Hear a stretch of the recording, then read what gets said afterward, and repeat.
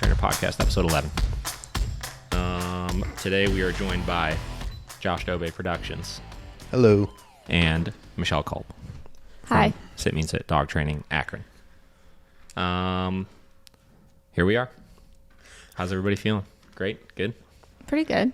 I'm really good.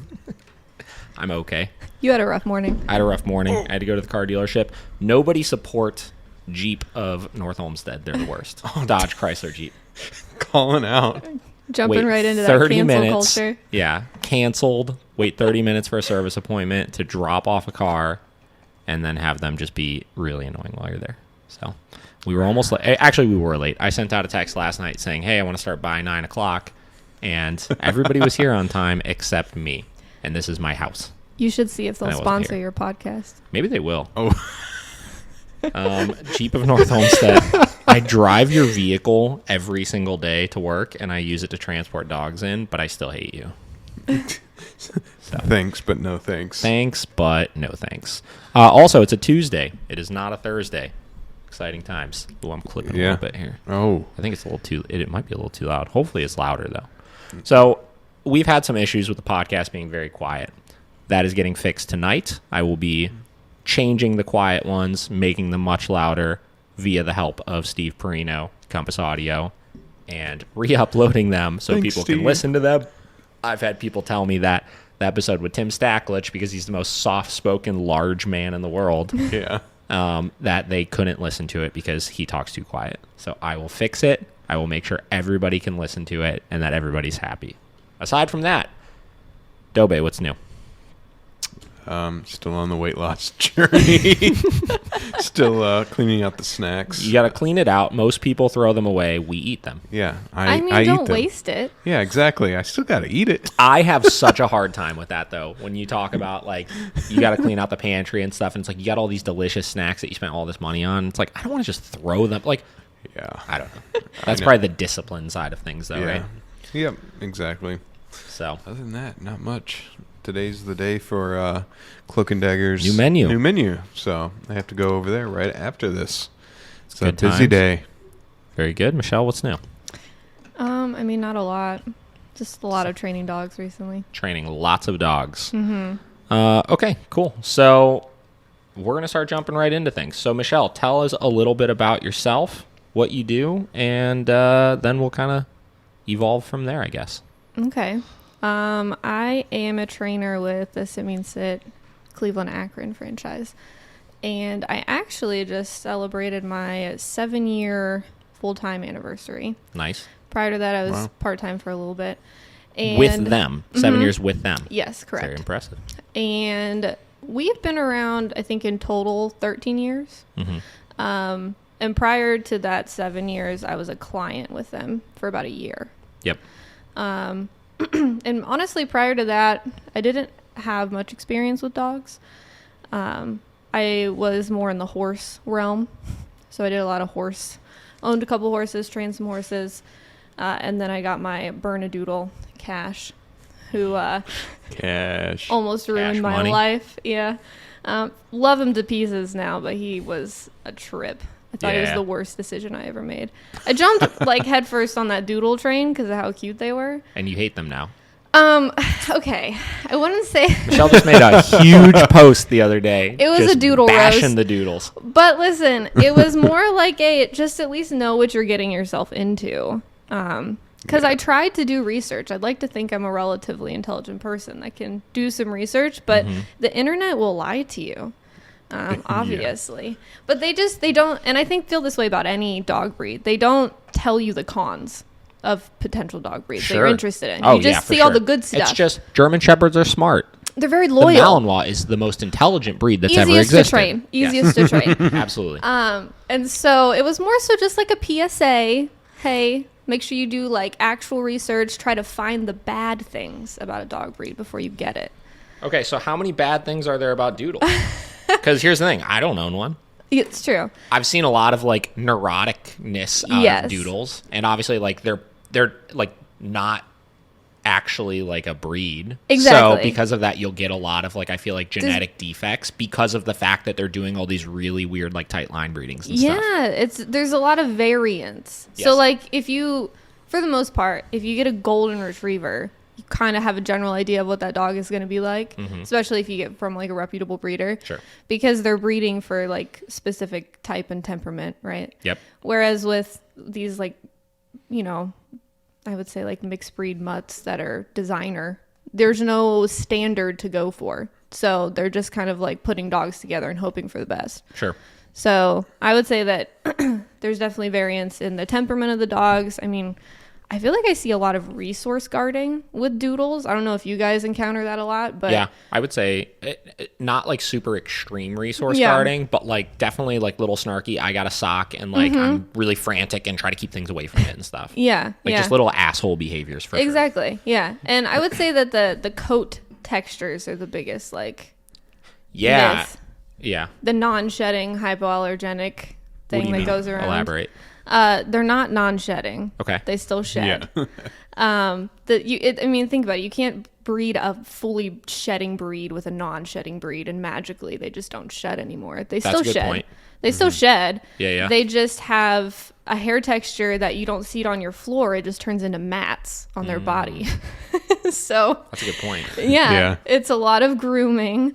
That's why people, if you'll notice, like even in the grooming world, people a lot of people really hate when people get doodles because nobody grooms them enough. I know. Exactly, because the owners aren't aware of how to properly maintain the coat in between the grooming sessions. Yep. So they go to get groomed and they have to shave the dog completely down. I mean, you see all those those posts of like, look what the groomer did to my dog, and it's like, well, but then you also see the groomers post that's like, hey, look at this like wall of hair that I have that I just took off. Exactly. I mean, with Cash, he's like 90 pounds, and I have to spend probably like 2 to 3 hours a week grooming him, and then he gets professionally groomed like every 6 to 8 weeks. Like it's just a whole thing. Yeah, it's a whole thing. A lot. They get a lot of ear infections because of the floppy ears with all the hair that grows in them, and it's a whole thing. Nice doodles. Okay, so you got your doodle. You went to training. You were a client initially, and then you were pretty much just a trainer. Yeah. Or were you in like a kennel position first or something, or how does that work? Yes. Yeah. So because with Cash, he actually had a lot of, and I don't use this word lightly, but he was a very dominant dog. So he took a lot of the Bernese characteristics where he did not take kindly to like instruction or leadership. Yeah. He was like, that's my job, please. I'll do this. Yeah, I'll do that, please. Yeah. And 19-year-old me was like, I don't know what to do. So I actually went through like 2 or 3 other trainers locally that said they couldn't really do much for him. I even had one trainer say that I should just euthanize him because he was only 5 months old and he bit her because she tried to do something completely absurd. Literally ego, right? Yeah. Like when a trainer is put in front of them something they don't know how to handle, like they just like, it's like nobody should be able to handle it. It's so frustrating. Yeah. Like, if you don't know how to do it, just tell me that. Yeah, I'll go find somebody else. What did she do to him? She was a lot of like old yank and crank type stuff, and that pissed him off. So he bit her. Fair enough. Fair enough. Yeah. Prior to that, I did like a positive only. That didn't work, obviously, because he doesn't really have much like he has a drive for food, but not in the way of like you could convince him to do something for food. It's more like, hey, if you want to give me that treat, cool, but if you want to make me do something for it, then I don't care anymore. Isn't that funny? Just the conversation of like food drive and like yesterday I was having this conversation with a client. We're doing a lesson and I'm asking him, I was like, what's your dog's food drive look like? How motivated are they for it? And they're just like, I don't understand the question. And I'm just like, well, like how much does this dog care about food? And they're like, oh, he gets really excited when you bring out a treat. I was like, yeah, but does he get like really excited, or is he like, holy shit, I'm a crackhead and I will literally do anything for this food ever. Just tell me what to do. I feel like a lot of people have a very false perception of like what food drive is. And a lot of people have dogs like that where it's like, I like treats, and I'll take them. You take out the box of treats, I get a little pumped in the house. Oh, yeah. Who's not going to say no to a snack? Yeah. Right? Not me. Obviously. But like, is that food drive going to be enough to work through the stressors going on involved in just learning, right? It doesn't even have to be prong collar, e-collar training, any of that kind of stuff. It's just like learning something new creates stress. and either your food drive is high enough to work through that or it's not. Yeah. So, Yeah. anyways, His was not. Yeah. Yeah. So then when I started with Sit Means Sit, it's actually kind of funny because I had the consultation, and in the consultation, they came out to my house, and Cash was on top of my kitchen countertops walking around.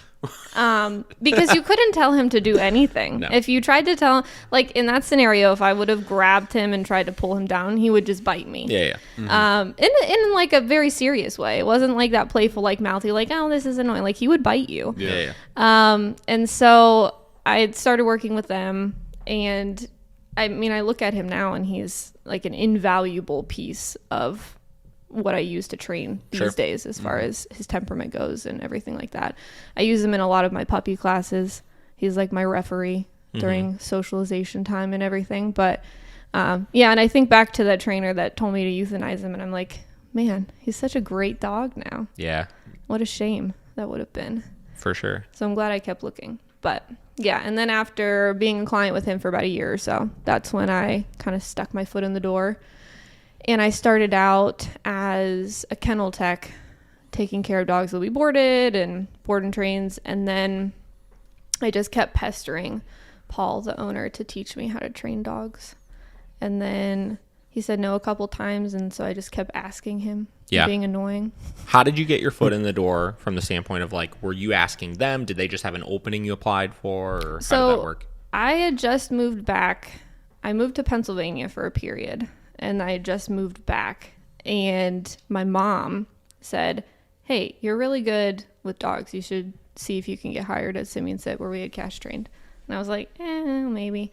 And so I called, and I honestly asked, because I didn't know how the dog world worked. And I was like, isn't it weird when you first get involved in it? Yeah. It's still weird. It's super weird. There's like still parts of the dog world that I feel like are so hard to break into. Yeah. That like, but that's a whole nother discussion. But so I called and I said, hey, are you guys like, do you have like volunteers? Like, I don't know how this works, but like, I'll do whatever. Wash dogs? Yeah, I'm like, I'll do whatever you want. I don't care. So when they first hired me in, I was doing, because we were still relative. I mean, let's see, if we've been around 13 years, I mean, it was like 4 or 5 years in the business, so still kind of young. I was opening kennel, doing like my training and apprenticeship throughout the afternoon, and then closing kennel.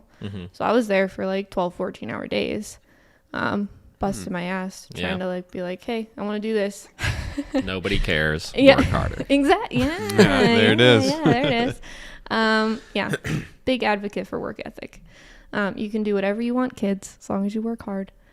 But yeah, so that's what I did. Saying that around here. Right. It's a lot. Yeah. That's cool. Yeah, I mean, 100% though. I mean, like, that's kind of what it takes. I don't want to say that's what it takes in this industry, because like, you know, and I'm sure like you guys are the same way, and like we're the same way and stuff, from the standpoint of like, I don't want people to like come in and have to like work from like till their mind blows up, like in order to like prove themselves or anything. Yeah. But at the same time, like the harder you work in this industry, the more you get recognized and the more knowledge you get. And especially in your boat, people that get into a position where they're working at a kennel or a place that does board and trains or whatever, where they have full hands-on access to dogs every single day, and you have the ability to work with those dogs, or even just run them in and out of their kennels and practice leash work and walking and stuff like that. Like that is such invaluable training to work with that many different dogs every single day. And it's stupid to not take advantage of it. Oh, yeah. Like I equate like my learning curve and probably your learning curve to exactly that. I was in a position where I was just left alone in a kennel to like take care of dogs. And I was just like, fuck, I'm going to try this. I'm going to try this. And we're going to do this. And we're going to do that. And you realize very quickly what works with the majority of dogs, what doesn't work with the majority of dogs, and how to make adjustments. You know? I got bit my first day. So Not good. she was a sassy little, like, I don't know, some kind of like collie mix. And I mean, it was my fault. Obviously, it's mainly your fault if you get bit by a dog. Typically, 99%. Unless someone lies to you about their dog, but. Even then, I would argue to say it's probably your fault for like not taking the right like protocols with things. Yeah. No, I was putting her back in the kennel, and I reached my hand in there to try to get the slip lead off, and she was like not having it. So I got nailed. And it was funny. It was one of those bites that was like right on my thumb, where it punctured right there. And so then I got to be reminded of it as my nail grew out. There was just that huge hole in my nail. Yeah. It's like, I was an idiot. There it is. Nice. There it is. Very cool. So you worked there for a little bit. So you got your apprenticeship finally.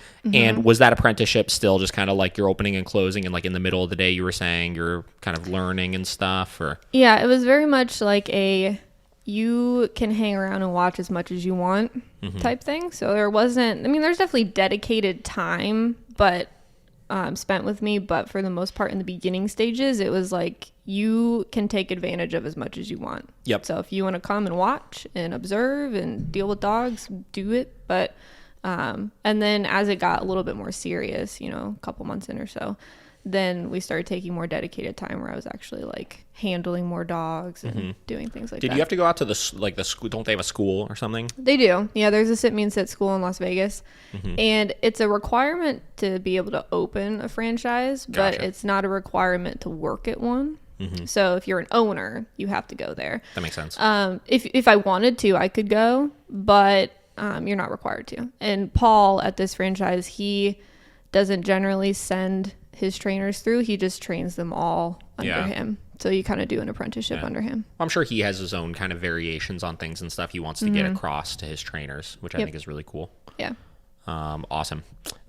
So you did horse training first. So we see a lot of clients that are involved in like horse work. And I always say I feel like they have such a better grasp on things than anybody else, I because love a it lot when of I the get horse concepts people. are similar, right? Yeah. Like, isn't a lot of the bit work and stuff you do like literally just leash pressure and release stuff? Yeah.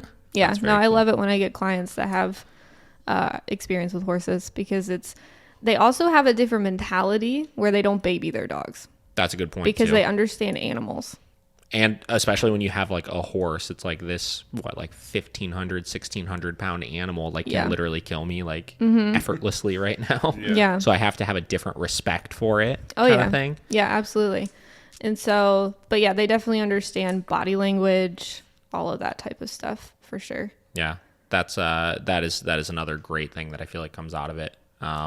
That's so much of it is just respect for like what the animal can do. I feel like, like you look at a horse and like, I know the first couple times I was ever around horses, like as a kid and stuff, I was like, geez, this is scary. Like, this is a very big animal. And, if like you're at the fair or something and, they're walking around and everything. So, I feel like dogs, everybody looks at them and it's just this like cute, loving little thing, as opposed to realizing there's so many like risks and liability. And even for these dogs that are like smaller than us, they're so much stronger than we are. Oh yeah. You know what I mean? Like They can do serious damage. They could move faster than us. They're more agile and stuff. And nobody's aware of that. I feel like, and that, from a human aggression or a dog aggression standpoint, I feel like, so. Yeah. I always tell people that in a lot of cases they own a weapon. Yeah. And they're not wielding it wisely. Yeah, that's a good point. Yeah. Yeah, you're literally humanizing Yeah. Yeah. it like it's your child. Oh yeah. Especially certain breeds, like I have a client I just started working with that has a 6-year-old Dutch Shepherd that's like 80 pounds. Like it's a really big one. That is big. And not fat, like just like a big, well-bred, thick Dutch Shepherd. And the dog has like bitten like 5 or 6 people at this point. And like they just moved into town from I don't remember where, like Washington or something. And they're like, we really need to like take this seriously, obviously. And in their fairness, all the bites before, they were their fault, but they were living in such weird situations that it was like, I don't want to say unavoidable, but very difficult to avoid them. Yeah. And so they're not just out doing the dumbest things with this dog, but they're like, we have to take this seriously. We have to understand this animal and this animal's limitations with things so that we can keep them successful. When you have an aggressive dog, you have to know that you're not going to change that nature in the dog. You're going to learn how to manage that nature better, and a part of that understands this is the dog that I have and these are the things I need to do to keep them successful. So interesting. Dutch Shepherds, man. Yeah, right. They're Assholes. fun. Big time. I really want to get one though. Yeah. Yeah. I enjoy mine. If you enjoy a dog that just, you have to be able to laugh. Yeah. Because they're just, man. Yeah. I feel like, like them and Malinois, like they're different, but they're similar from the standpoint of like, they're wild and they're energetic, and you know they could have a lot of sass and attitude to them, but they're also just kind of like goofy and weird at nature. Oh, I call him the dumbest, smartest dog I've ever met. Yeah. Like he is like capable, like such limitless potential, yet such an idiot at times. Mm-hmm. Like he would if you throw a toy, he would jump off of a cliff. Yeah. He doesn't care. One time I watched Vinny in Florida chase a bird into the ocean. Like and like this dog hates water. Like he does not like swimming. But he does not likes like going in the chasing water. birds more. But he's chasing a bird down Clearwater Beach, and just like the bird made a turn and he made a turn, and suddenly Vinny was in a wave. How does your Mal not like water? So here's the thing. I never exposed my dogs to water because I don't like water. Particularly, I don't like dogs in water because I think that wet dog is the most disgusting thing on the face of the planet. Specific thing. I don't like dogs in water. Listen, as much fun as I'm sure he would have chasing things into water, I don't want to bathe him every time I do that. So for that, I don't allow him those privileges, and I limit his life because of that. Wow, you just made that sound so dark. Yeah. Limiting your life. Okay, cool. So how many dogs do you have now? 3? I have 3. Nice. 2 of them were originally mine, and 1 came with my husband. So Very cool. yeah. How did you get your Dutch Shepherd? I actually got him through just the connection that I had through Sit Means Sit. Yeah. Yeah. Did you know you wanted a Dutch Shepherd? Yeah. I mean, I knew I wanted a dog that was in a way opposite of Cash, because Cash was so unmotivated by everything. It was just like, like he's enjoyable to be around and train, but like I know that deep down it's not something he enjoys. Yeah, makes sense. And so I wanted a dog that like I could really kind of grow my skill set with, which a lot of people would say maybe immediately getting a Dutch Shepherd isn't your best option. That's the same thing I did with Vinny, though. Yeah, I had Vera, and like she was just kind of the sweet, loving, fine dog, and she was like pretty motivated, I would say. Like she liked working and stuff, but she didn't have the stamina for it and everything. Exactly. And because I wanted to like pursue like competitive training and stuff like that, it was like I need a dog like this. So I jumped right into. I think it was like a year into like training, and I was like, oh yeah, here we go. I have a Malinois now. Yeah, for me it was like 6 months. Yeah, I was like, I'm doing it. So yeah, I got him shipped here from Colorado. I got Vinny shipped from Colorado. Really? Where in Colorado? I want to say like Colorado Springs area, I think. Vinny was from Durango. Okay. Which is like this really small little farm town in Colorado. This lady Diana had him. She's a very nice Scottish lady. She's the nicest. I still talk to her fairly regularly on social media. So funny. I told her the other day, I was like, do you realize like you gave away the biggest idiot of a dog ever? Like, because he's such an idiot. Oh my gosh. I was like, how could anybody not want this little stupid Some idiot? of the pictures that you post of him, like he looks like a big goof. He's like he doesn't ridiculous. have that like serious Malinois look to him. Like his There's ears are nothing always serious like about Vinny. cockeyed, Yeah. and like his eyes are cross-eyed in pictures. And like There's nothing serious about Vinny. Yeah. And I God was so bless him. pissed about it initially because I wanted, with a Malinois, I remember the only Malinois that I really knew was my old boss Rob's Got It. It was his name. And he was like a really well-bred, like Michael Ellis, like Luke Soleil, Malinois. He was big. He was like 85 pounds. And he just looked you like got Vinny. a badass. And I was like, I want one of those. And then it's hilarious. I'll have to show you pictures of... Well, you've never met Vinny, have you? no, I don't think so. Yeah. So I'll have to show you the pictures that Diana sent me, like when I first got him. Like he was like 5 months old. And she sent me these pictures, and I remember looking at him, and Jake and I were looking at him. We're like, man, he looks like badass. Like he was sitting on this like park bench in one of them, just like looking like stocky and tough and stuff. And I remember going to the airport to pick him up from the United like cargo shipping area or whatever. Yeah. And I remember like looking in the crate, and he's just in the back like, like skeptical. And like I remember letting him out of the crate at the shop, and he's just like walking around the room, and like every time I would kind of like go up behind him to try to like throw him a treat or something, he'd turn around and be like, "Argh." Like growling at me. He's like really just like a little sensitive boy. See, when I got Lumos from when he was shipped here, I was working when he got delivered. So my coworker delivered. They so delivered him to you? Oh, somebody went to go pick him up? Somebody had to go pick him up at Cleveland. Gotcha. And Valet So- service. Yeah. So the crate that he was, I think that he arrived, it was either like damaged in some way or it wouldn't fit in the vehicle or something like that. So my buddy Jim that I work with had to get him out and transfer, and he was like, I don't know what's going to come out of this crate. Because he was probably like 6 months old, I think, when I got him. And so he's like armed with like a bunch of food because he's like, I just want him to like me initially. And but I mean, he came out unfazed, completely unfazed. He like came to the facility. He was just running circles, like knocking things off the wall. Like he's got a solid set of nerves. How old was he when you got him? 6 months. Okay, so about the same age. Nice. Yeah, he's got a good set of nerves. When he hit like adolescence, like 9-10 months old, he The magic age. Yeah. He decided that he was just going to be a dick after that. So he's still kind of a dick, but he's just he doesn't care about you unless you're like his circle. Like he's like cool, you stay over there, don't touch me, we'll be good. That type of thing. Vinny wants to be like that, but he also really loves attention. So like he'll like put himself in these awkward situations where like he'll go over and people will be petting him, and then I always say like he's not growling at you, but he's purring. So like he'll be petting and he like really likes it. He'll just be like, and then he'll just like go run away. Oh my gosh, it's ridiculous. Like he's such a weird dog. Yeah. What are the biggest hurdles you faced with him in particular? Oh gosh, where do I start?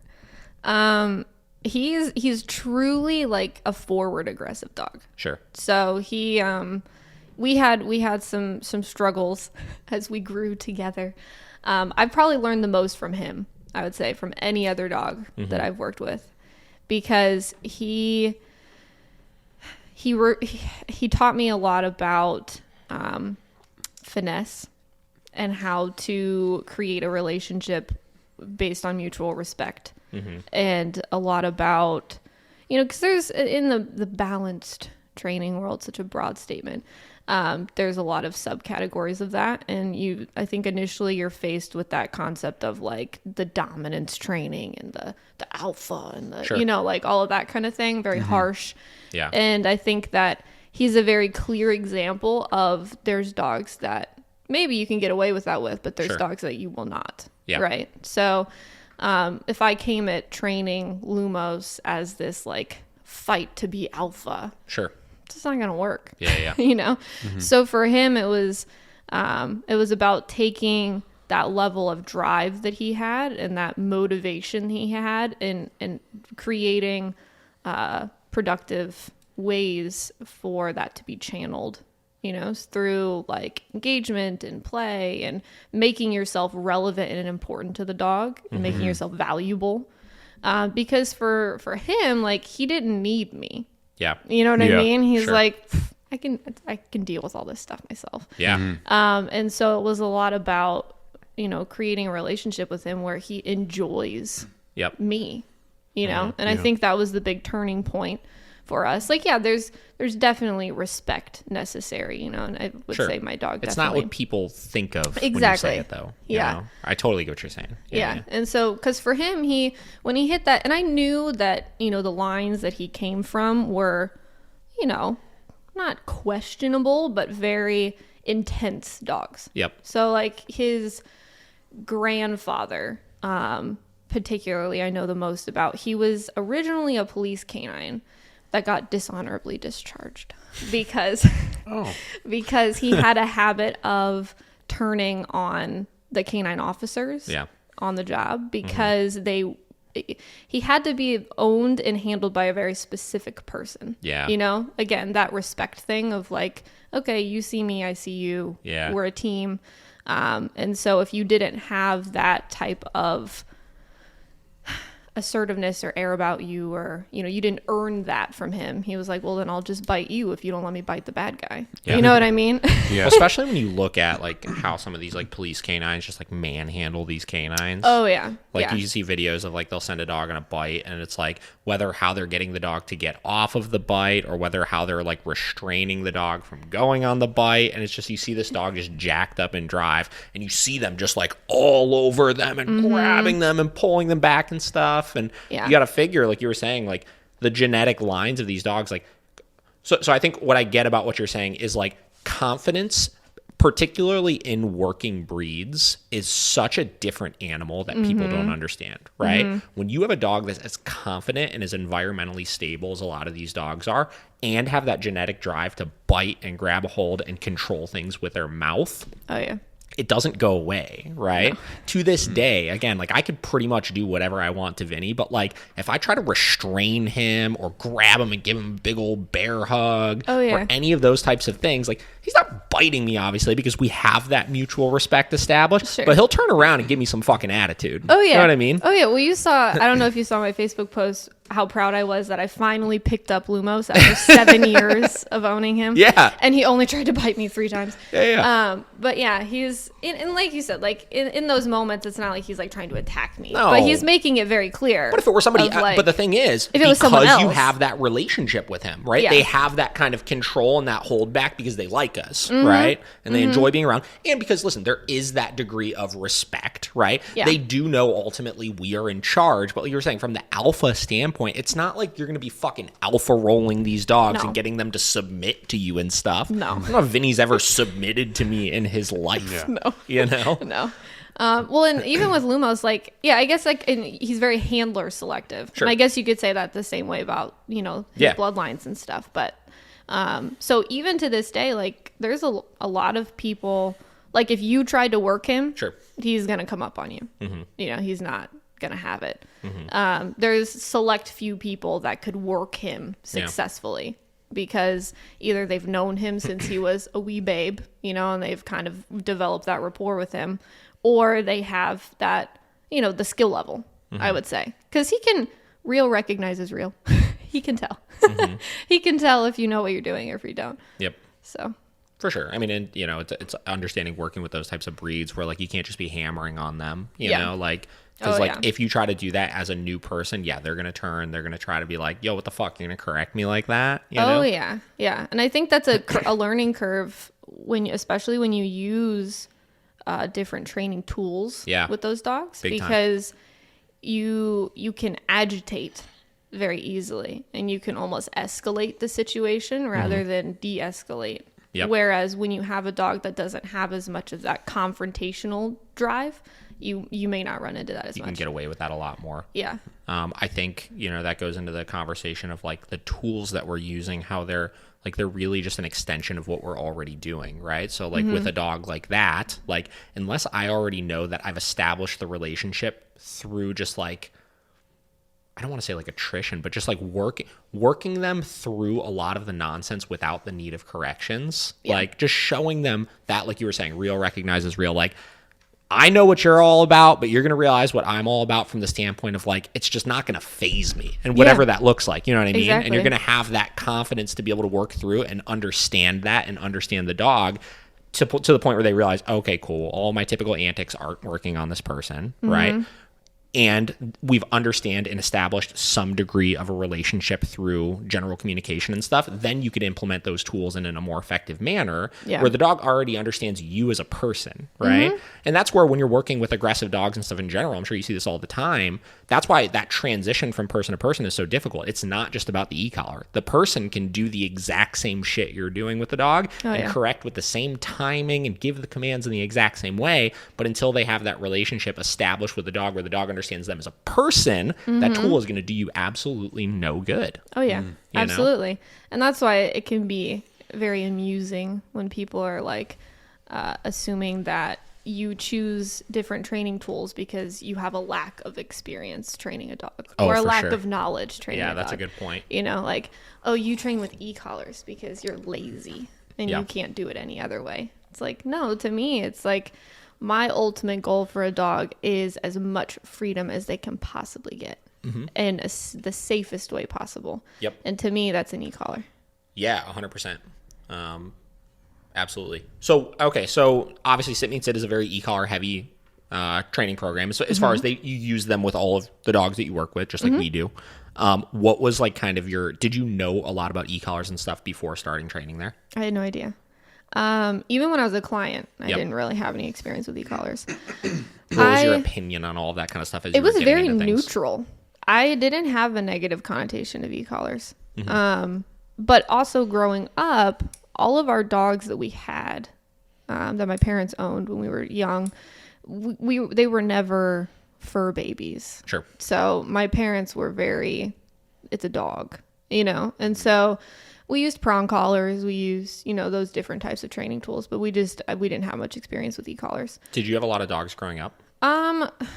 In my lifespan, we had a German Shepherd when I was young. And nowadays, German Shepherds. But I feel like they've gone very downhill in a period of time. Yeah, I feel like I feel like a lot of that has to do with the people that are getting them. True. And yes. the breeding as well. Like, yes. I think because they're in such high demand right now, there's so many people breeding them and creating just disasters of dogs. Yeah, but the German Shepherd that we had really growing up, she was amazing. It's those typical pictures that you look at and maybe as a dog trainer now cringe, but where I'm 2 years old holding on to her and walking next to her and she's helping me walk, you know what I mean, and stuff like that. But I remember I have very fond memories. Some of my first memories are of that dog. But unfortunately, as most of them do, she had epilepsy. And so we had to put her down. Epilepsy? Mm-hmm. I don't know if I've ever seen a German Shepherd with epilepsy before. Really? Yeah, tell me about seizures? that. Yeah, she would have seizures all the time. Triggered by light and stuff? Not necessarily. It got to the point where, she was on the highest dose of phenobarbital, which is the general meds that they use to treat that. But I've seen it pretty commonly in German Shepherds. We see a lot of digestive tract issues and things like that, but I don't know if I've ever seen epilepsy. Mm-hmm. Yeah, so we had to put her down just because of it. Yeah. Because she'd go into grand mal seizures and urinate and defecate and all that kind of stuff. So that was tough. I remember that being one of those moments in your childhood where you realize your parents are humans. Sure. And not superheroes. Because Yeah. I remember seeing my dad cry, and of course, you never see that happen. So, but then after that, we did get another dog who was just some kind of German Shepherd mutt. And my grandma actually just picked it up from a garage sale and brought it to our house. And here you go. Right. Nice. Here you go. And my mom was like, are you kidding me? But we actually ended up, that dog wasn't a good fit because she had there was definitely, the more that I talk about it with my dad now, she had some neurological issues. Mm-hmm. And so, and I think that's a good discussion of, genetic aggression versus an actual neurological issue. And she was in more of that realm. There was no rhyme or reason to it. The flip would just switch and she would go into attack mode. So after that, we got actually a pair of litter mates, which to this day. You really like to just check all the boxes. I know. Yeah. And these ones we found at 4 weeks old. So there's another red flag. Yeah. Underneath of Nice, good social skills with the mother for an appropriate period of time. Yeah. Absolutely, it's great. We found them underneath my uncle's deck somehow, just these two random puppies, and so we took them and we had them they were probably 12, 14 before they passed away. And those are the last dogs we had before I got Cash. Nice. So you had a lot of experience with dogs growing up, which is very cool. Oh yeah. That's like Josh was similar, like you were talking about. He grew up on a farm. Okay. So they always Yeah, had they're dogs. Yeah. They're just all outside dogs, Yeah, So, just being dogs. yeah, exactly. Just basically running the land, and they had their dog houses, and you got sawdust every winter, and that was it. Yeah, living their best life though. Yeah. Yeah, exactly. I had literally no experience with dogs before I got Vera. I never had a dog growing up. My sister was allergic to dogs, so we were never really around them. My mom's father had dogs periodically that he would have for 2 months, then get rid of, just because he couldn't handle. I mean, he was 70 something. He just couldn't handle them. He's a bad health and stuff. Recycling dogs. Yeah. And they were always such it's I remember going over and being like, Grandpa, where did you get this dog? Where did this thing come from? A German Shepherd one day to have this little fluffy thing. It was always a different dog in the house. But anytime we were there, they put him away because we were scared of dogs as kids. Yeah.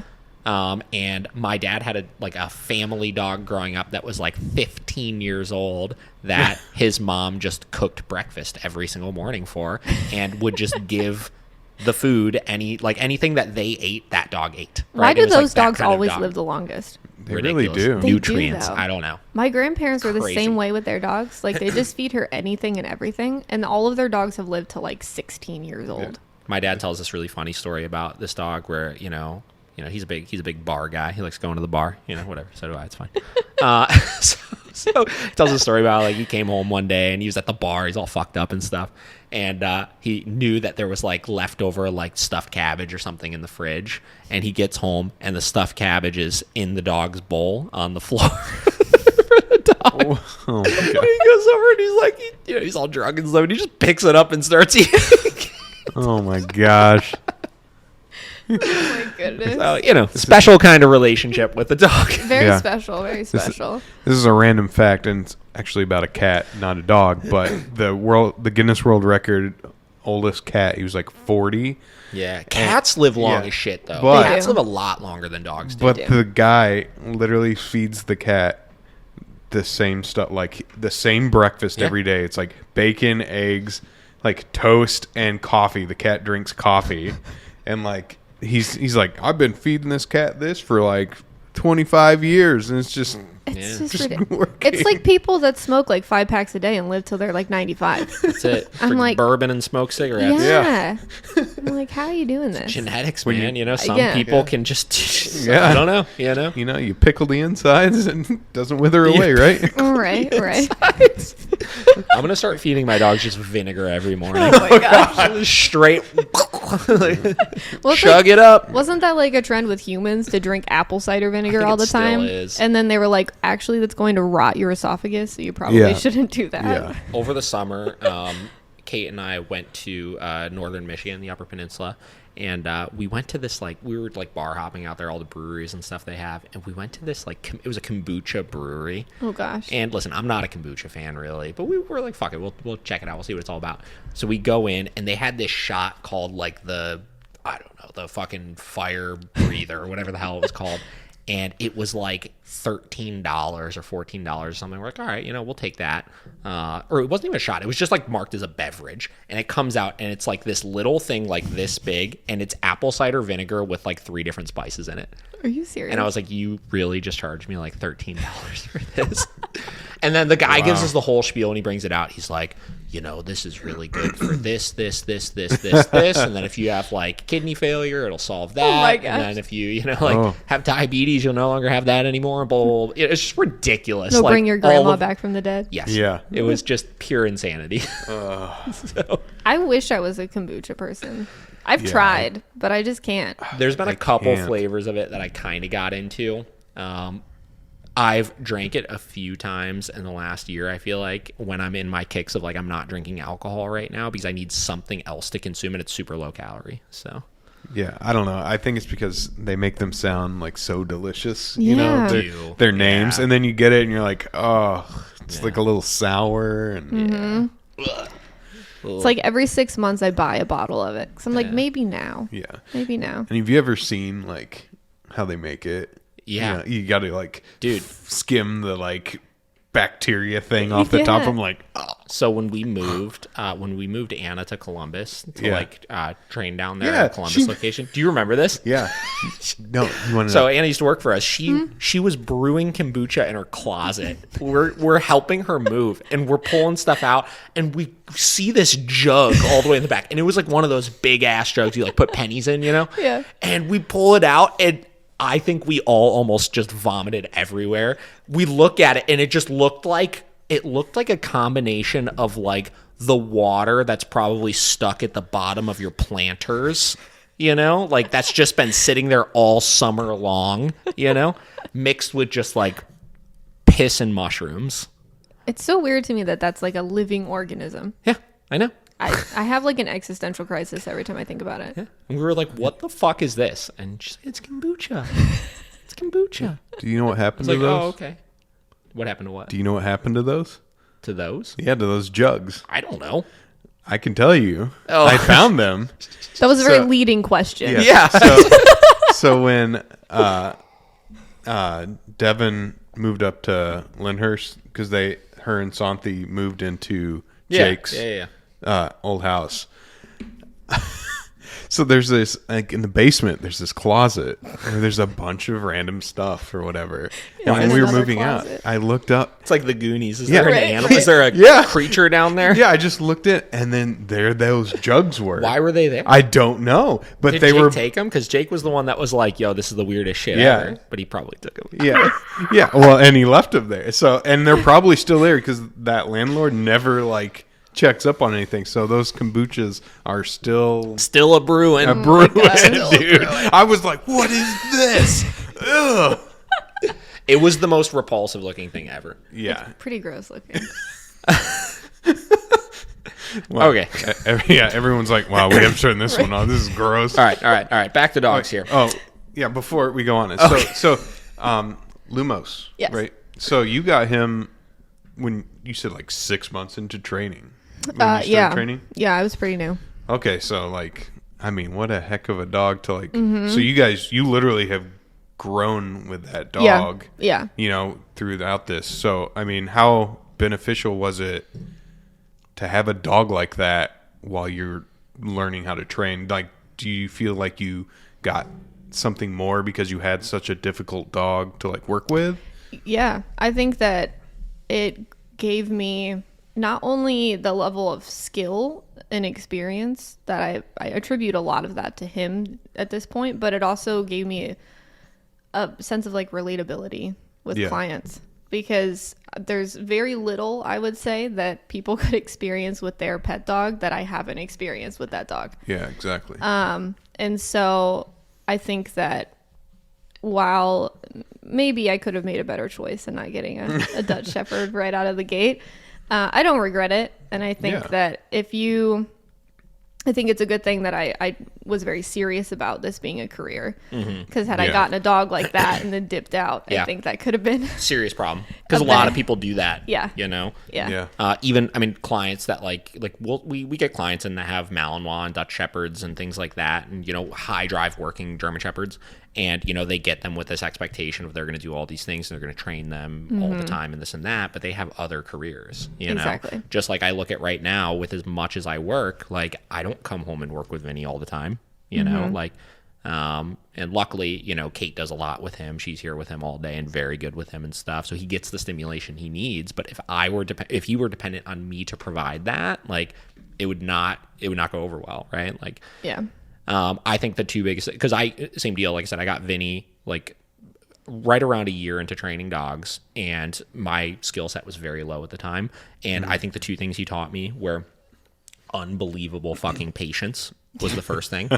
Like, from a true standpoint of like, I am Yeah. at my core a very impatient person, right? I like things immediately. I like things to be a certain way all the time. And with that dog, it never was going to fit what I had in my mind as far as like what owning a dog like that was supposed to look like. And then just with the energy and all that kind of like, I just had to get so much better at tolerating and being okay with things and you know, kind of adjusting to him a little bit over certain things and stuff. And then in addition to that, because he was such a motivated, high drive dog, I was able to, like you were saying, sharpen your skill set to the point where you could see with a dog that has this extreme motivation what a training process really can look like and should look like, you know? So I totally agree with that thing. That's cool. Yeah, it was a journey, that's for sure. Yeah. But he taught me a lot, so I'm very thankful that I got him. And I think that because with him, it was with his, once he hit that adolescent age and the genetics really start to come through. Yeah. Because prior to that, he was extremely social. He was fine with dogs, people, kids, you know, all Yeah. that stuff. And then when he hit that age bracket, it was like, I would honestly, within a matter of like 2 to 3 weeks, his entire personality just shifted. And so it really threw me for a loop. We had a good like 3-month period where things were great, and then and then that happened, and I was like, oh my gosh. Yeah. Yeah, and so, and it for him, I would say that we had a good like 2-year period before I could say we were at like a good spot. Yeah. A spot where I was like, okay, like this is manageable at this point. Prior to that, I mean, he if I was working him up close, I either had him muzzled or anything like that, because like I said, with that handler sensitivity, like he was not afraid to use his teeth, you know, if he felt like it. In those moments when he would just get very over aroused and in that type of high drive. And so a lot of me working him, I even would just work him at a distance so that he wasn't even anywhere near me. So a lot of like distance stuff, placing work, directionals, recalls, remote sits, like all that kind of stuff. And I think that being able to access kind of that part of his brain without giving him access to me physically in those moments really helped. And I think it was just a lot of, for him, again, it wasn't that like whole alpha thing. It was just him recognizing that the persistence was there, that his persistence was going to be matched on a certain level. So, you know, you could get reactive and you could do all of these things, but I'm always going to have like an answer for that. And we're always going to get to a good spot through that.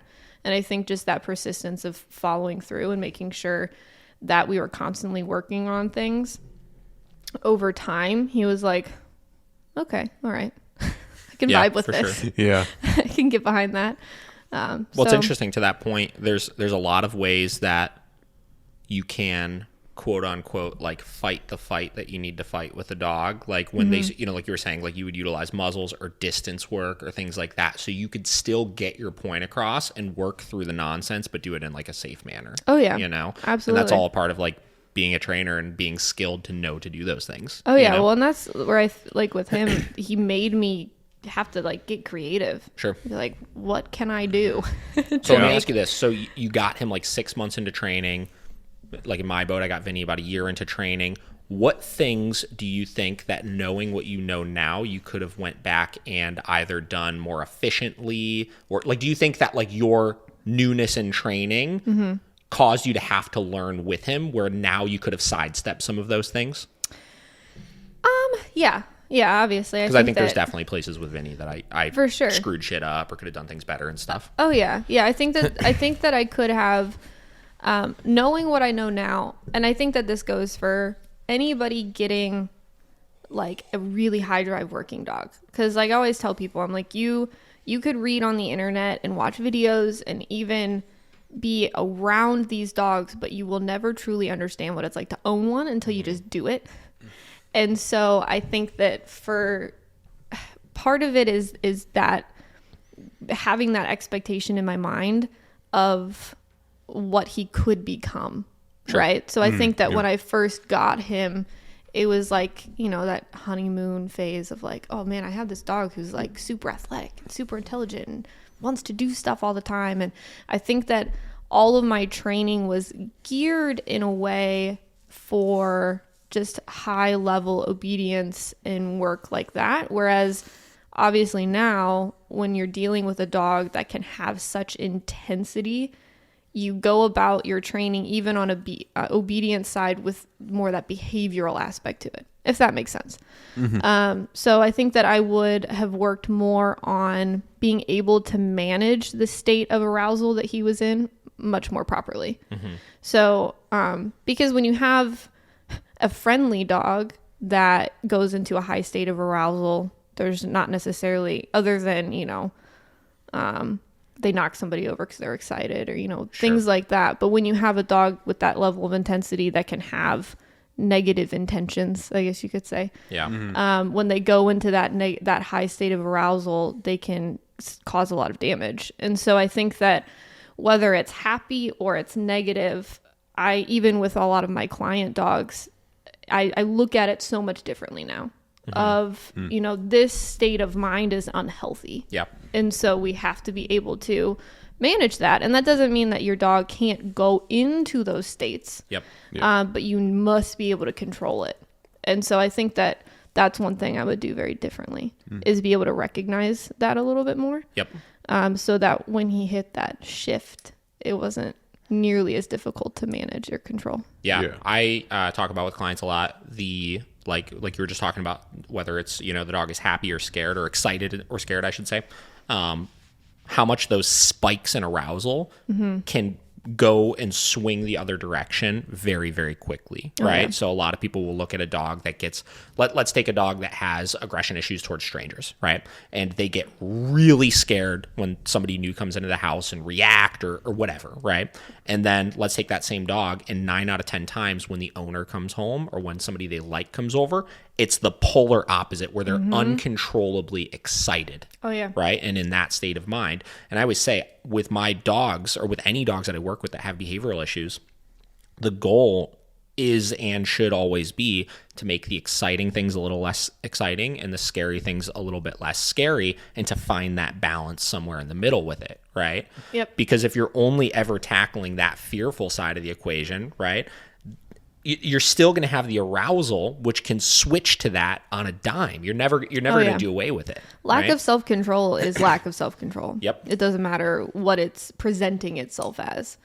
And I think even with humans, if you have a lack of self-control in one area, generally you see it come out in other areas of someone's life as well. Yep. And that's very much the same with dogs. And so I think a lot of times I have that discussion with people too, where say they are going to do one of our like day training programs where they come out of the house, they come to the facility for a full day of training, and they come back in the evening to pick them up. A lot of concerns we get with like off-site training is, well, how is the dog training there going to help people coming into my house, Yep. or whatever. And I think a big misconception is that the training has to directly address the specific problem that you're working with. And eventually we'll get there. But what I always tell people is that you're looking at the symptoms. You want to treat the symptom when we have to treat the disease. Yeah. And the disease is just lack of self-control. Yep. They have no impulse control. Yep. And so it's not the fact that the person coming into the house is the problem. It's the problem that your dog cannot deal with environmentals in a healthy way. They have no coping skills. And so something happens and it throws them into this tizzy. And so whether that's at our facility or at your house, it doesn't matter. Yep. What matters is that we give them the skill set to be able to deal with those things, as well as you the skill set to be able to help your dog through those situations. Yeah, the communication, right? So like you were saying, it's not about the specific problem. It's about, do you have the communication established to be able to work through any problem that arises, right? That way 6 months from now, 6 years from now, when your dog starts getting into the fucking trash can or charging your front door or whatever, you have the ability to tell the dog yes and no in a way that they understand, and you have a set of behaviors you can ask the dog to do to be able to manage those situations as you work through the specific problems, and that is the goal of training, right?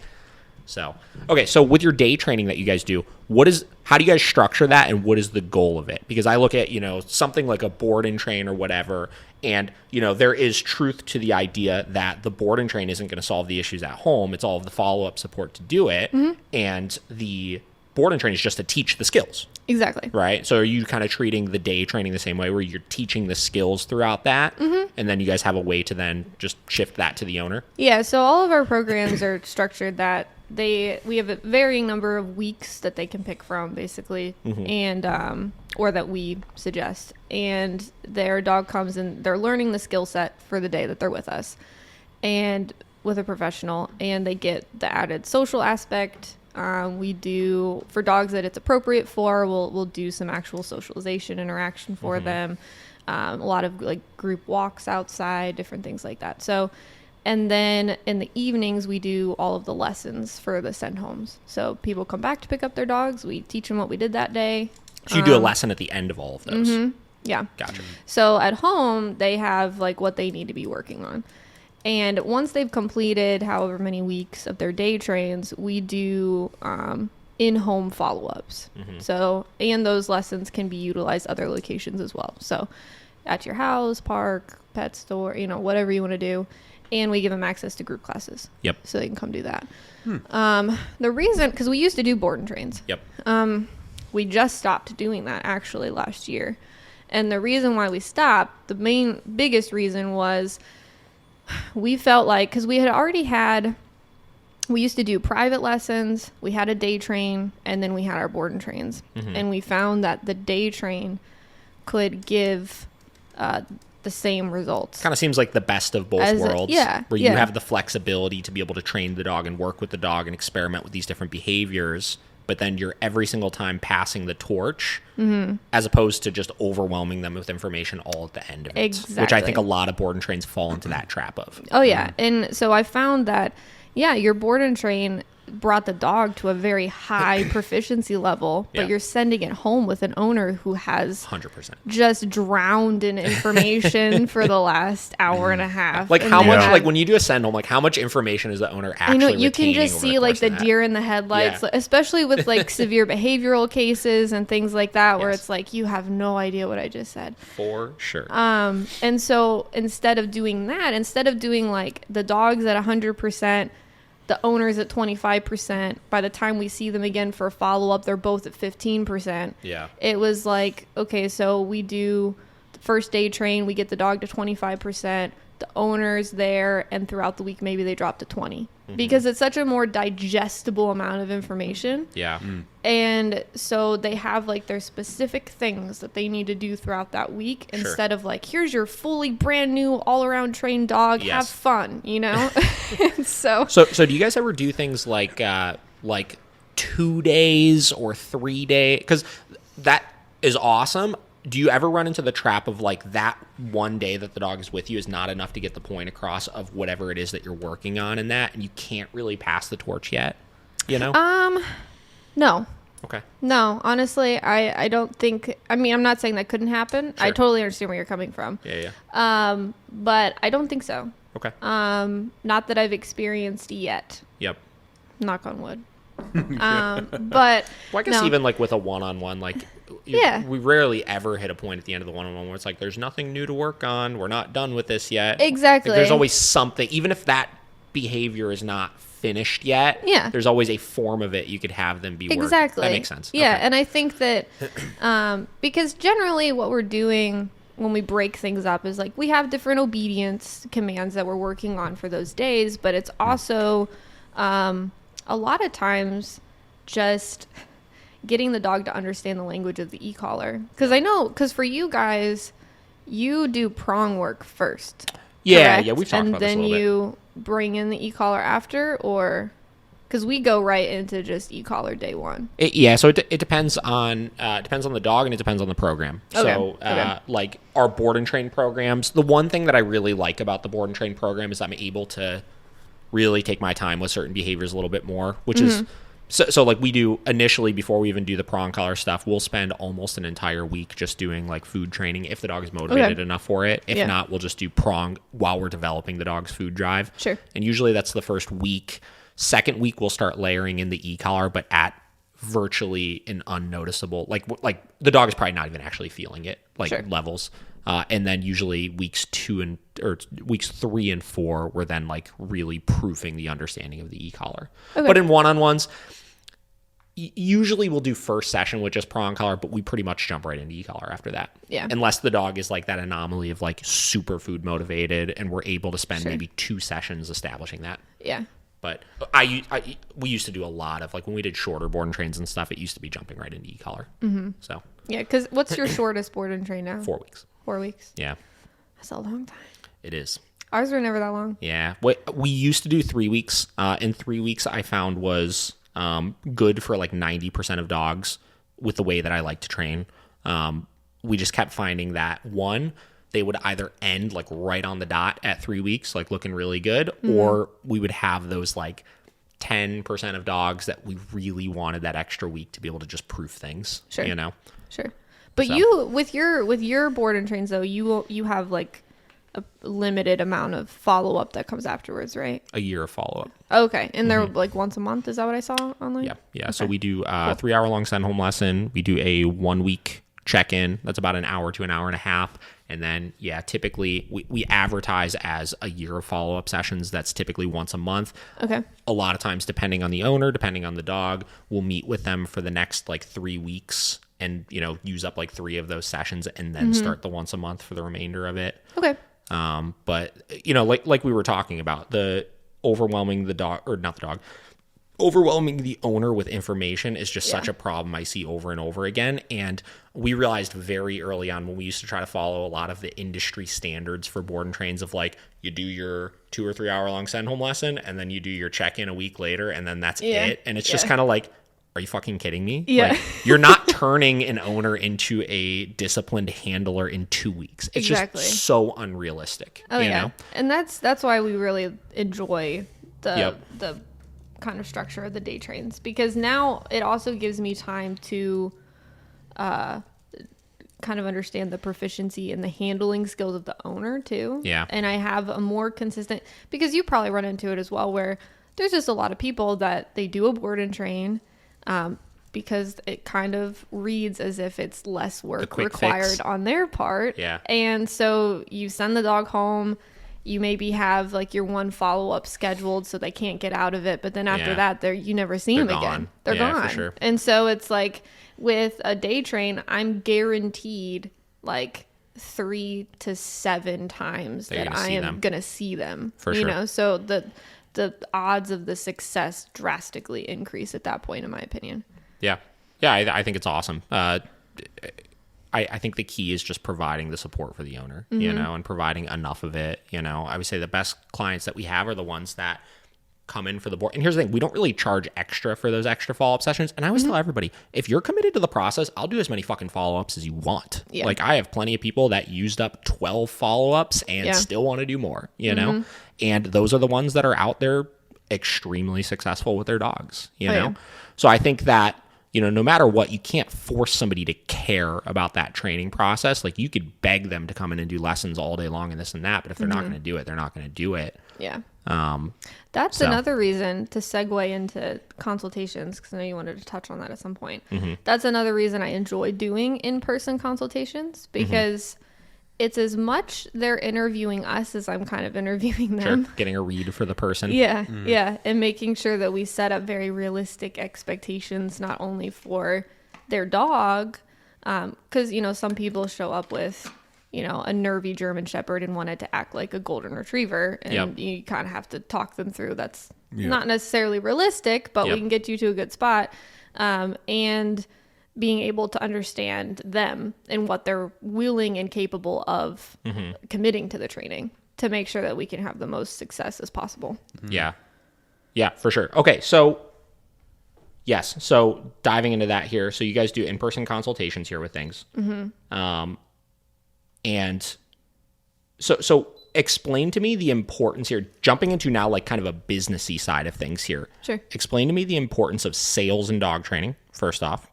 And then from there, how you guys structure in the in-person consultation into like the program. As Okay. far as like, let me figure out how to word this correctly. As far as how you scale that to a point where like, if you guys are doing, how long are your in-person consults? Mine are generally 30 to 45 minutes. Okay. So do you guys kind of build that into the cost of the program, or, you know, how do you do that where if you're adding 45 minutes to essentially every single potential client that you're coming in, how do you guys justify those costs for that, I guess? I would say probably a lot of it is compensated into the pricing, Sure. likely. I can't speak on that as much as far as the admin stuff goes. I just go where they tell me and train dogs. Yep. But I would say likely that's factored into the pricing from the programs, and the because they are free. And so they can come to the facility and do the consultation there. We'll even go out to their house and do the consultation. So it just kind of depends on the scheduling.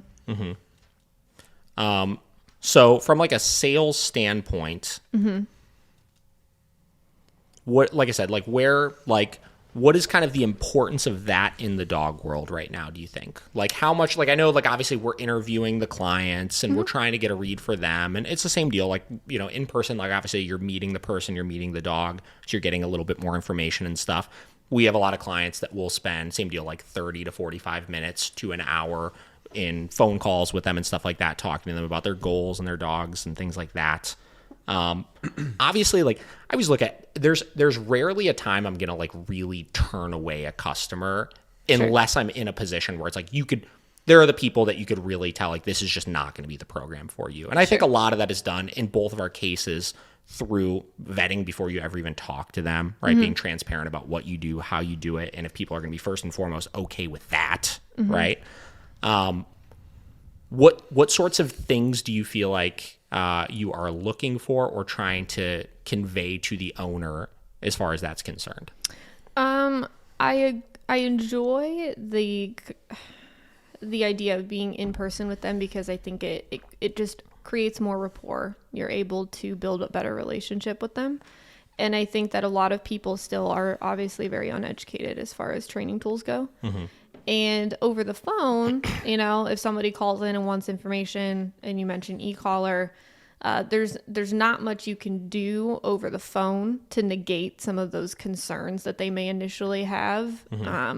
Whereas in person, they can see everything going on. They can see our 3 trainers over there working with a tiny Maltese on an e-collar or, a huge German Shepherd. You can see my own dog. I can give you kind of a demonstration with that. I can be able to more accurately describe and educate you on the type of training and what you're going to be walking into, which is very different than what they may have read on the internet. Sure. So I think that as far as education purposes go, and there are many times where, they still decide they're not comfortable with it and they don't want to use that type of training, and that's fine, but at least they have more information from a more reputable source at that point. And so they can... So you like that information just coming from you as opposed to elsewhere, and you feel like you can convey that clearly that way? I think so. Yep. That's cool.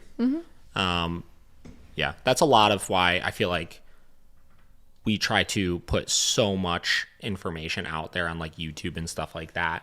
And I feel like that's helped quite a bit with that, where like I was saying with the vetting process, like I want to know when I'm talking to somebody on the phone that they really understand what we do, how we do it, all of that information to the best of my abilities before I even talk to them. Right. Yeah.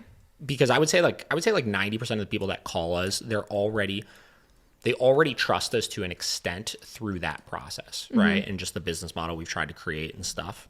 And I would agree from the standpoint of the couple people that we do in-person, like we'll do them every now and then if it's a weird situation or any sort of like serious aggression stuff, things like that. We'll typically do an in-person consult with first, just so that we can give them, like you were saying, like realistic expectations as far as what they can get out of that training process. But the one thing I always tell everybody is a lot of people want us to like look at their dog and tell them that their dog is like different than everybody else's. You know what I mean? Like it's that they have the unicorn dog that has those behavioral issues that nobody's ever seen before. And, nobody's ever experienced anything like it before, where I can't even think in my brain of the amount of dogs that have come in that like we've needed to sway from the traditional path of, aside from little adjustments here and there. You know what I mean? And any of those adjustments we're not typically going to figure out until we actually start training the dog anyways. You know, like you were saying, like a dog like Lumos or something, or Vinny, like you could look at them sometimes and get a read off of like, you're probably going to give me a hard time with this when I go to start this, or you might be a little bit more pushy with certain things than not. But until you actually start working with that dog, you're not going to see what they're really capable of and how they respond to different things. And even those adjustments you have to make at that point, they're not dramatic. It's not like, holy shit, we need to do a totally different program or this or that. It's, we just need to make an adjustment to how we're teaching this certain thing or how we're teaching this certain thing, you know? Yeah, I find that another couple reasons that I like the consultations is because a lot of times program choice is more based around the owner, in my experience, than the dog. Because I always tell people that you could pick whatever program on this list and be successful if you want to make it successful. You could have the most severe behavioral case in the world and do private lessons and make it work. Because you're getting the knowledge and the support and the information that you need and the tools to be successful. You just gotta like bust your ass and put in the time, and your dog's gonna be, much improved. But if you don't have a lifestyle that accommodates that amount of time, then you might be better off doing something where we take a little bit more of that initial groundwork for you to help you out a little bit.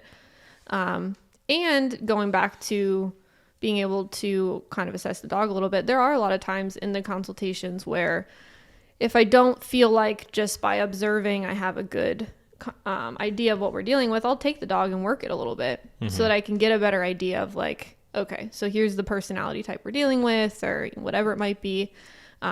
Plus, I just really like connecting with people and educating them on like their dog in general. Sure. Because I think a lot of people, kind of what I was talking about, and maybe this is from my own personal experience, but preparing them for your corgi at 4 months old Sure. is not going to be your corgi at a year old. Yep. And so being able to properly prep them for this is why training is going to be valuable for you, because as your dog matures and gets older, these are all the things that you could potentially run into. Yep. That training is going to be much preferred with to help. Yeah. Yeah. I really enjoy like doing the calls and like talking to the people and stuff like that. Like even people that like you could tell on the phone or in person or whatever, like there are some people that just like probably aren't going to sign up for training, right? Yeah, and they just like the process of talking with a trainer and meeting with them or whatever it may be. People love to talk about their dogs. And I'll sit there and talk to them about their, you know what I mean? True. Like, it's like, how many calls have you seen me sit on that are just like 30 minutes of me just like answering questions, and then they tell me about their dog, and it's like I start talking about that issue and we go into like a 15-minute conversation about like why the dog is doing this and why the dog is doing that. And that's what I was saying when we were downstairs. It's so hard to have somebody to be able to do that. That's not a train. Like you can't you can't like going to the conversation I was asking about like sales and dog training, for example. Yeah. The thought has crossed my mind a couple of times about having somebody that is solely like I don't want to say salesperson, because obviously there's a lot of stigma around the word sales, obviously. Yeah. But having a person that does all of the communicating and closing of the programs and getting them enrolled in things, but unless they understand these issues from a deep standpoint, I don't think, and this is where I think we're aligned with all of this, is, you know, you like the connection and you like the being able to really feel like a part of that process with the owner and to be able to help engage them and to help, you know, give them knowledge and stuff like that. We love that as well. And I feel like we can get that point across either way with it to an extent. Oh yeah. I think that's what builds the trust though, you know, because that's the key is in person, you're developing a lot of trust with those owners through meeting their dog and meeting them and helping them be prepared for going into the training program. Right. Oh, yeah. And having somebody specific to do that is like virtually impossible. And then the idea of scaling it into the business of having a trainer that solely does that is not realistic necessarily as well, because I need them training dogs. Yeah. you know? Well, and that's kind of where I'm at now. That's the dilemma, right? Yeah. Is that majority of what I do is the consultations. Yeah. And so, but I definitely agree that you can't have somebody, because I've seen it done where there are some training companies that they have someone just doing sales that isn't a trainer. And I cannot wrap my head around how that works successfully. Yeah. But yeah, I think that you definitely to be able to guide people in the right direction as far as program choice and, you know, understanding their dog. Because I mean, for me, if I went to a consultation and the person was just a sales rep and they didn't know anything about the product, that would be a little bit. You need to have a knowledge of it. Like even stuff as simple as my brother-in-law is a sales rep for an HVAC company, for example. And it's really, really interesting to have conversations with him about that process and how he goes and does the consultations or quotes or whatever they are. Yeah. And, you know, the system they have in place for educating the person on why certain products or things are going to be better for their needs than others, and how much of a deep understanding he has about that specific topic, where he could sit there and tell you all fucking day long about this furnace or air conditioner or all these different brands. We came and bought this house and he came with us and he looked at all three of the air conditioners that are outside and he's like, man, these two right here, let me tell you why these ones are awesome.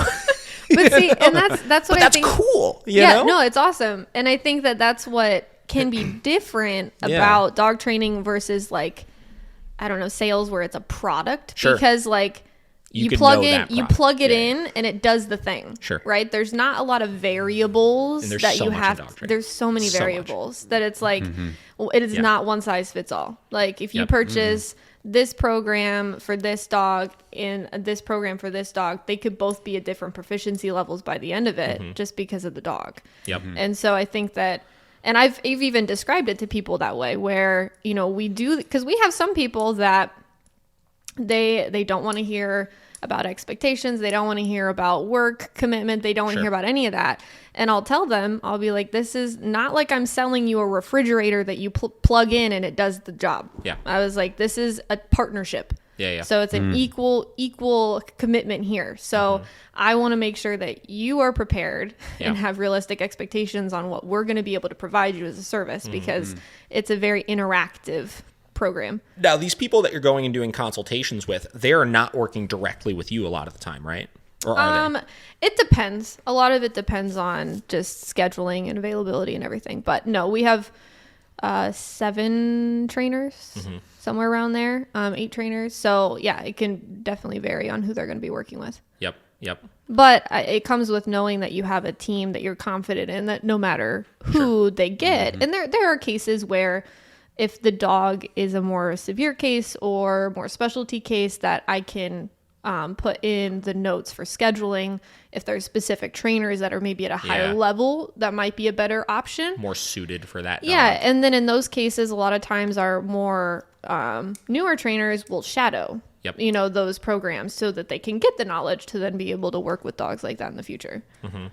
What? Okay, so what do you? So you obviously, I understand what you like about the consults and stuff like that. I understand liking the engagement and stuff like that. So like I said, for new dog trainers, what do you see the importance of, so the in-person consult is a form of improving your sales, kind of, right? Engaging with the client, and also having probably a higher engagement rate from the standpoint of the person actually following through and signing up for that program, because you've developed that relationship with them, right? Sure. I don't know how much you kind of follow a lot of like newer trainers and people around you and stuff like that. What mistakes do you see people making from like a sales standpoint or from like a developing new clientele standpoint in their dog training business, if any? Ego. Okay. I would say ego is a big one. Sure. Oh yeah. I'm very much, I think it's easy to get jaded. Sure. Once you start working with dogs and people. Towards people specifically. Yes. Yes. Because it can be frustrating. Like, okay, this is my 5th consultation today with a family with 3 young kids that got a border collie. You know what I mean? Like, so it can get frustrating, but you have to recognize that these people have made the step to get help. Yep. And they're not coming to you to be berated and talked down on. Yes. So I think that there's a fine line between educating someone and, coaching them through why maybe this wasn't the best option. And just maybe being an asshole about it. Exactly. Yeah. So I think that, making sure that you continue to treat everybody with respect. Yeah. Because I think that's a big one I see. Yep. I see a lot of people taking on dogs that are way past their skill set from a new standpoint. And I've said a lot of times before about how much I think that does a disservice to the dog training community, particularly when it comes to balance trainers and stuff. Because there's so many people out there that are coaching you on how to be an e-collar trainer in a week and, develop a business making 6 figures a year and doing this and doing that. Yeah. And it puts all these trainers out there that just know how to market the fuck out of themselves, because it's pretty easy in the dog training world to make yourself look like you're really good at something. Oh, for sure. Right. 2, you get a lot of clientele because of that, right? And you boost yourself as like top dog kind of thing. And then 3, you get all these dogs in there past your skill set. You don't know how to actually help with those specific issues. And then it makes it seem like this whole type of training just doesn't work. Yep. Or training in general doesn't work. And people are like, wow, well, I paid this Joe Schmo, and especially when they're charging as much as some of the new trainers are charging. Yeah. Like I see people out there that have been training for like 6 months that are charging like $4,000 for board and trains and stuff. No. And it's just like, Jesus Christ. Like I get that, these services are valuable when done correctly, right? But like, until you're really proficient in these kinds of things, like you charging that much makes you seem like you're an expert in this area. Exactly. Right. And if you're not quite there yet, that's okay. But those people are going to think, again, dog training doesn't work. And they're going to be like, well, if this guy didn't work, why are you going to be able to? And then you look into how much of a financial commitment are people going to make on their dogs if they've already spent $3,000 or $4,000 and then need to go find another trainer. It's like, is this dog, I have this conversation with vet bills all the time, right? Is this dog worth $7,000 to you, right? Is this dog worth $10,000 to you? Because here's the thing, everybody's got their number when it comes to a dog, whether because they, are just emotionally aware of the fact that it's an animal, or because they physically don't have the money to be able to spend on that kind of stuff, you know? And I think it's such a fine line with that. And that's the biggest thing I see is people taking dogs past their skill set and making it seem like they're competent enough to work through those issues when they're not. Yeah. As opposed to, you know, I talk to a lot of new trainers where it's like, listen, like you need to obviously work with those types of cases in order to learn more about them and to be more proficient with it. Yeah. But be upfront about it. Be like, listen, I'm not going to charge you for this right now, but I need to learn how to work through these types of issues. So I'd like to try to help you out. And then if it doesn't work, I'll refer you off to somebody else. And if it does work, we can discuss compensation at the end of it. Exactly. Right? Doing things like that. Right? I used to do so much free training with people when I first got started with things, or when I first started my company, because of that. I wanted to learn with a lot of these cases. And it's like, okay, cool. Well, like, board your dog with us for a week while you go out of town, and I'll just do training while they're here so that I have the ability to experiment and try new things and see what's going to work with this, you know? And there's some trainers in the area that do a fantastic job of that I have so much respect for, that refer out and are very fucking competent in what they do, or their area of expertise, which is, you know, teaching obedience or off-leash stuff or basic e-collar training or things like that. But they know that they don't understand the behavioral side of things as well as they want to, or they're just not interested in doing it, which is fine as well. Yeah. Right? Yeah. Because here's the thing, the success rate with behavioral cases is also not what it is with other things, right? Yeah. People don't realize that. It's on you. It's not on us training the dog, right? It's on you stepping up to the plate and being good enough. So you're either going to get past it or you're not going to get past it, right? Or understand how to make your dog successful or not. You Exactly. know? I see a lot of that kind of stuff too. Oh yeah. I think that could also just, again, come down to ego. I think it all comes back to that. For sure. You think that you're capable of doing something that you're just simply not. And I think that obviously that does a disservice to balance training as a whole, but I get so many discouraged owners because of that. Big time. Because You they just go hear it through in their voice. Oh my gosh, the amount of people that have cried in consultations because they've been told that there's just no hope for their dog. Meanwhile, it's like the most run-of-the-mill reactivity case I've ever seen, you know? And it's just so disheartening, because if you don't know how to fix it, stop saying that you're like the peak of knowledge in that area. You know, just be honest with them. You know, this is above my skill level. I can, you know, you probably should do more research, or I can find somebody for you, just something. Because you're harming the dogs and you're harming people and their hope to be able to fix their dog. I say fix slightly. Well, I was going to say, because, you know, people are coming to you already in a defeated feeling because they couldn't fix their dog, or, you know, so they're already down, and now someone, you know, that doesn't know what they're doing has just made that 10 times worse. Oh yeah. You know? Yeah. And it's really, it's very frustrating, because, you know, all I want to do is be able to help. Obviously I love dogs and I want to help dogs, but I think you cannot be a dog trainer and not care about the humans. You know, we're in the human industry, not the dog industry. Yeah, because it's one of the first things when I worked for Rob, he had this guy come out and like talk to us for a couple of days, and that was the first thing I remember. He sat us all down. He's like, "What industry are we in?" And we're all like, "The dog industry. We train dogs." And he's like, "No, you're in the customer service industry." Yeah. Exactly. And it's so correct. Oh right? yeah. Like, and if you hate people, this is not the job for you. No, it is not. But yeah, you have to care about the humans, and helping them understand their dog more. I'm definitely not from the perspective that like, oh, your dog should just, you know, because I think there's some trainers out there that they believe that the dog just needs to fit the human's lifestyle perfectly. Sure. Right? Yep. And your dog should work around you. Yeah. No. To an extent. To an extent. Yes. But I'm not going to sit here and say that my life doesn't, to a certain extent, revolve around my Dutch Shepherd, because it has to. Yep. Yeah. I can't own a dog like that and be like, I'm just going to do whatever I want all the time and not really care about my dog, and he just has to deal with it. No. There's certain times in cases where the dog's needs have to be satiated if you're going to in turn expect something from them, as far as good behavior and things like that. Yeah, for sure. I totally agree with that. And a part of that is, you know, knowledge going into getting the breed. But when they, you know, you're talking about like border collie with a bunch of kids and stuff like that, when you run into those cases, that's what you need to educate them on. What does this individual dog need from you? You know?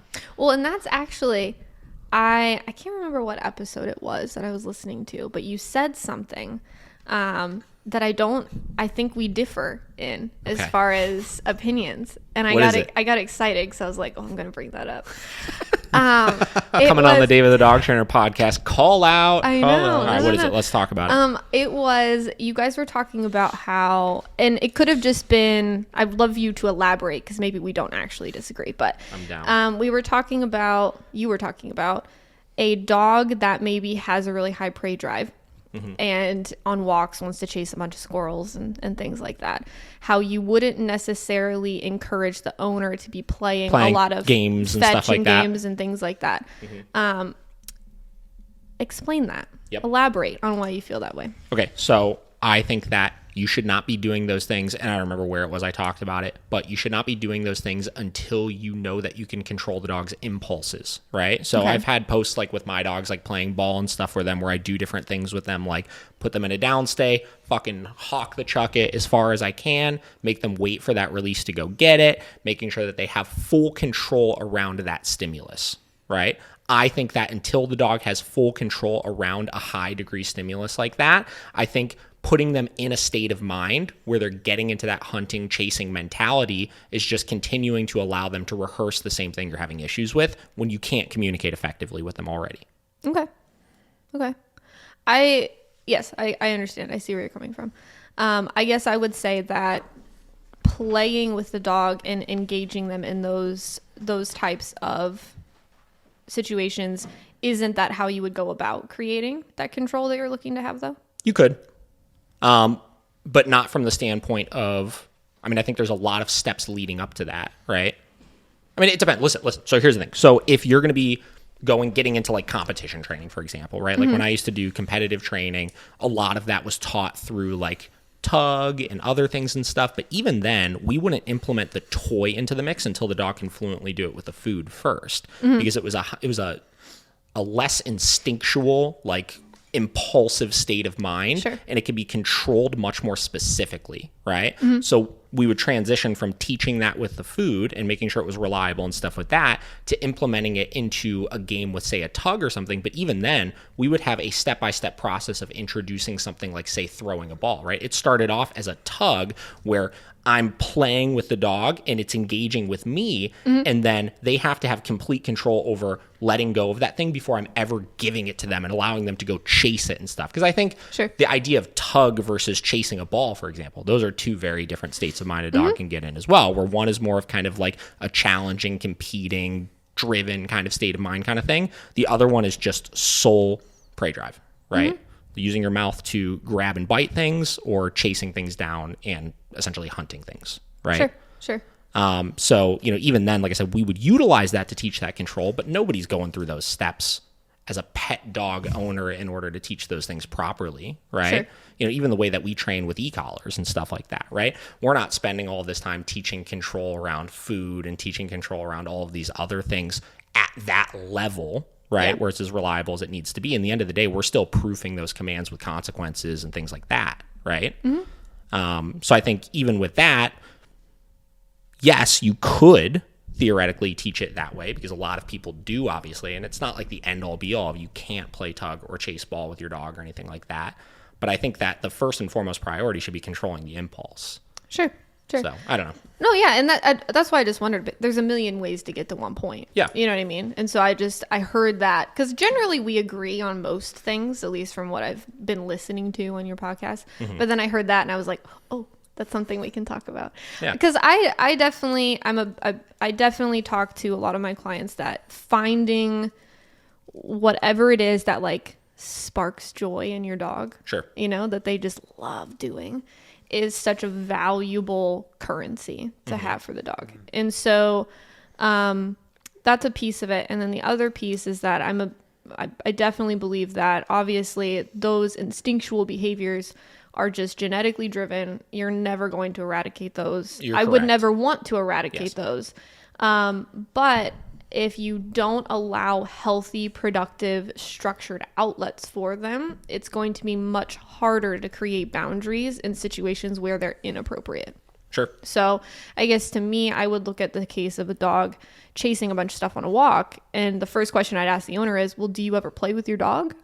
Do you play with them? Do you give them that satiation of like, okay, so we go out in the backyard and we play tug and we play ball and we do all these things so that then when we go out on the walk, he's not as like, this is the only time I get to do this. Sure, the novelty of it. Yeah, and I guess the same thing Exactly. could be said for reactivity and socialization. Like if the dog is super hyped up to see other dogs out on the walk, like are they having that social outlet elsewhere so that when they see dogs, they're not the most novel sensation in the world? Yeah, exactly. Sure. Yeah, I'd agree with that.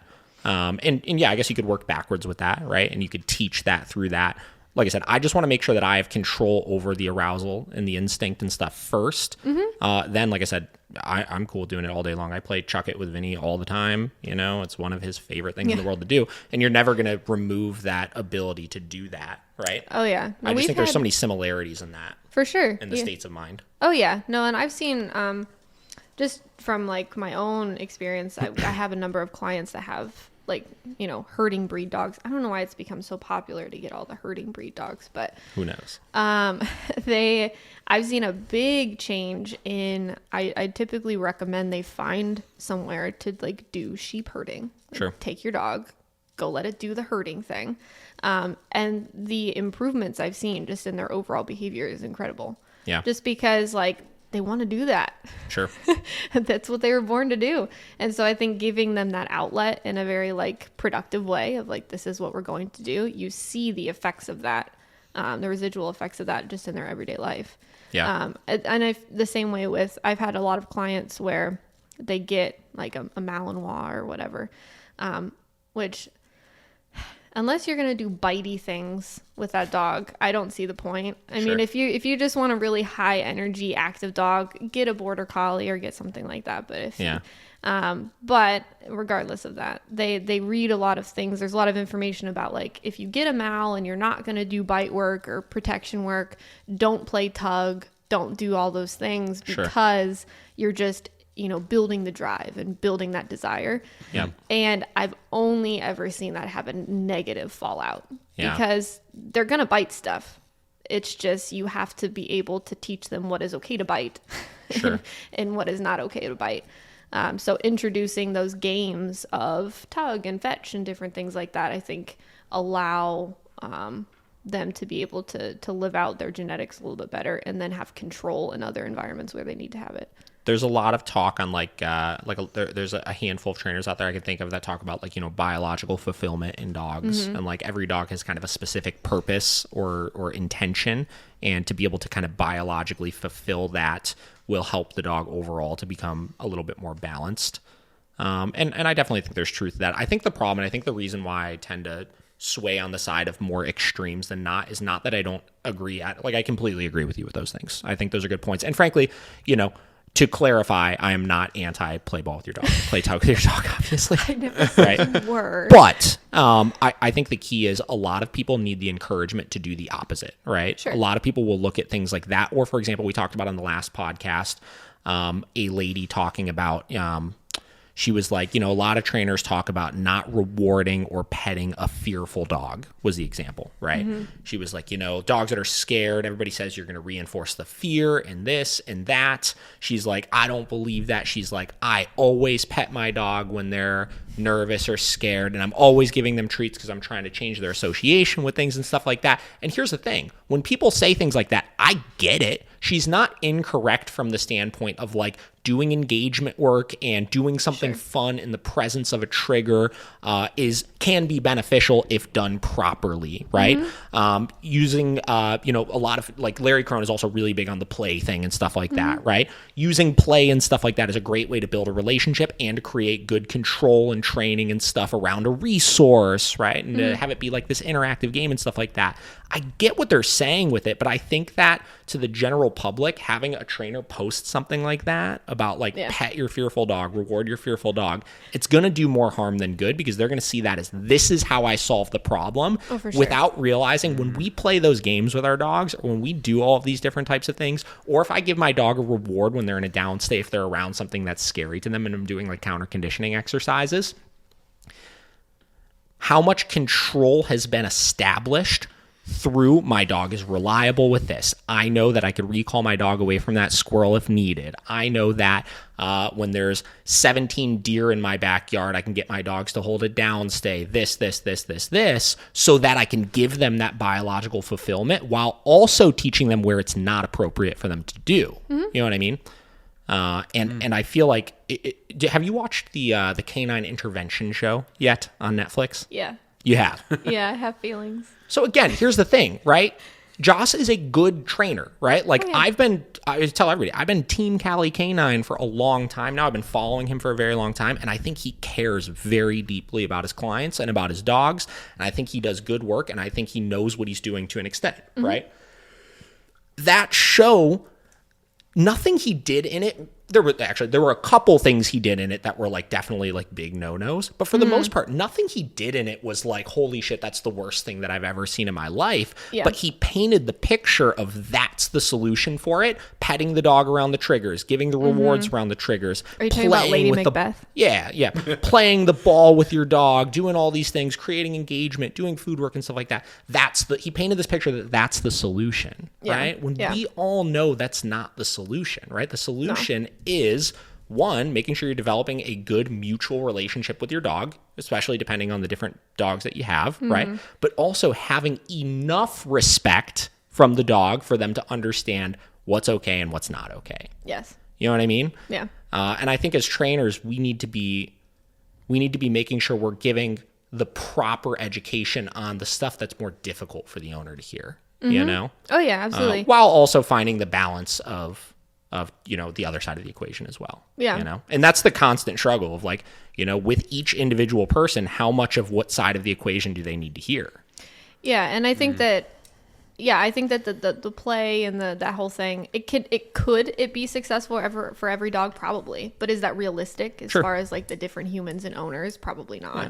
And I think a lot of being a dog trainer is not only recognizing the dog, but also being able to say, what do I do to make this as successful as possible for the individual owner? Exactly. Right. Yeah. And like I said, like I'm for sure guilty of all of these things, right? Like I definitely go extreme in one way or the other a lot of times. Yeah. And that's why, in a podcast setting or a fucking Instagram post setting, like you got to take everything with a grain of salt to some extent, because from an individual basis, like we were saying, like the importance is what does this person need to hear, right? Because this happens less often than not, but there are definitely owners that I can tell are just so micromanagey of their dog and so on top of them over things where I'm like, yo, you need to just fucking loosen up a little bit and like have some fun with the dog, right? It's so rare, but I do encounter those people Very at rare, times. but it's so funny when you do encounter it, where like I'm telling people in lessons like, yo, correct your dog less. Yeah.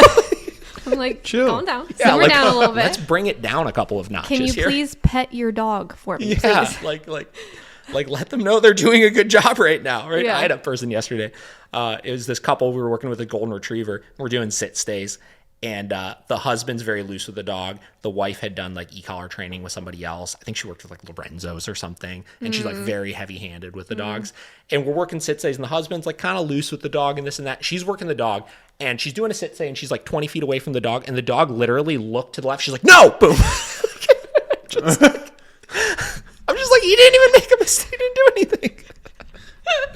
Oh my gosh. That's Don't like look that way. Yeah. It's like, that's along the lines of like that double down type training where like the dog can't even have some autonomous movement at times. Listen, I had one person comment like after we posted about the double dog down or the double whatever. Double dog dare.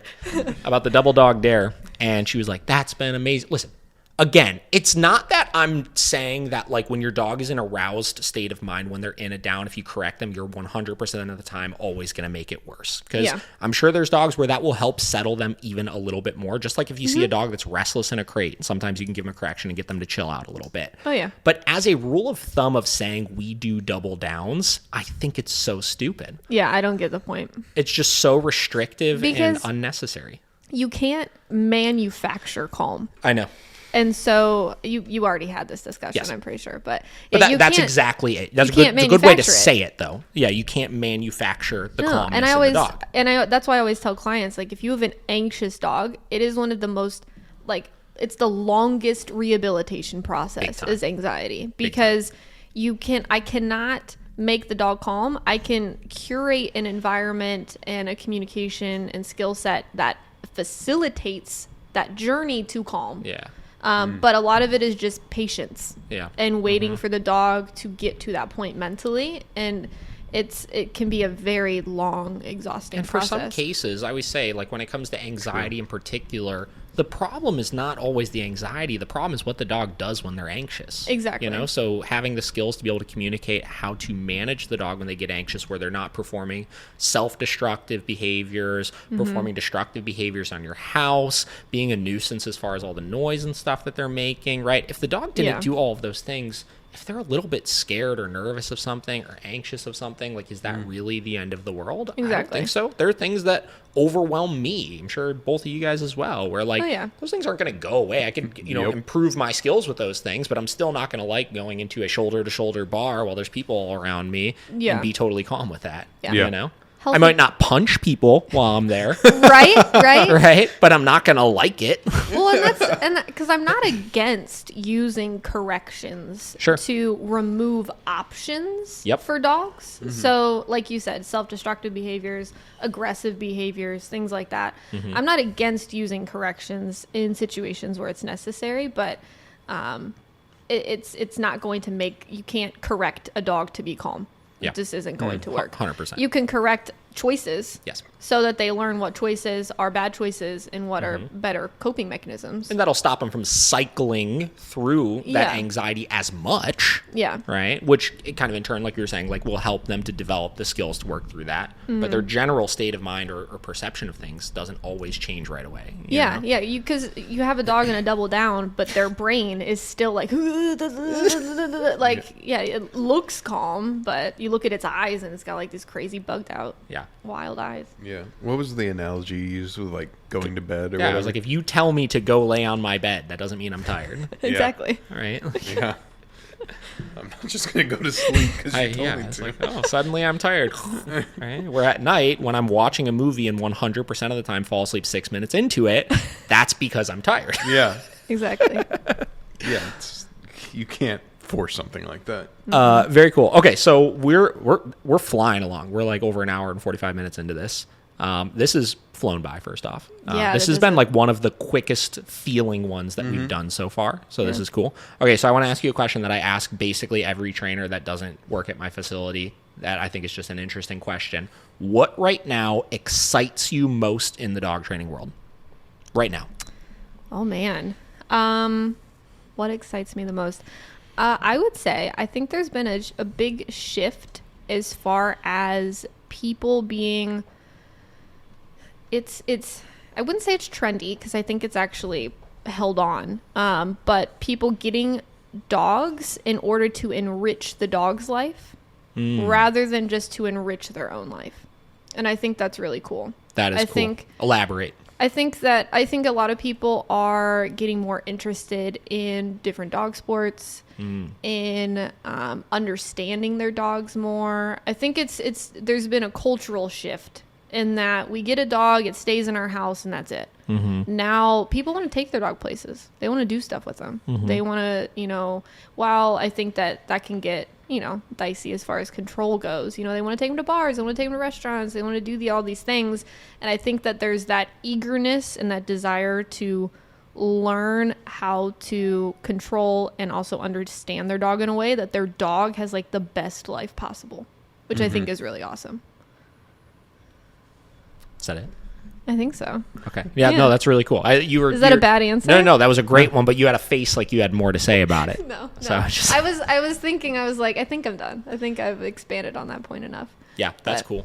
It's an interesting balance because we talk about that to a fault sometimes with the taking the dog everywhere kind of thing, and how so many dogs are not just wired to be able to handle that. Oh yeah. But I think you're right about the people are wanting to do those things and being more receptive of once they understand why certain areas of that are not appropriate, being like, oh, okay, I got that. My dog doesn't like that. Yeah. And definitely with the dog sport thing, we've been having a lot of people reach out to us about just like, past training, different things to do. We have a client. Did you ever meet Loki? No, did you? Yeah.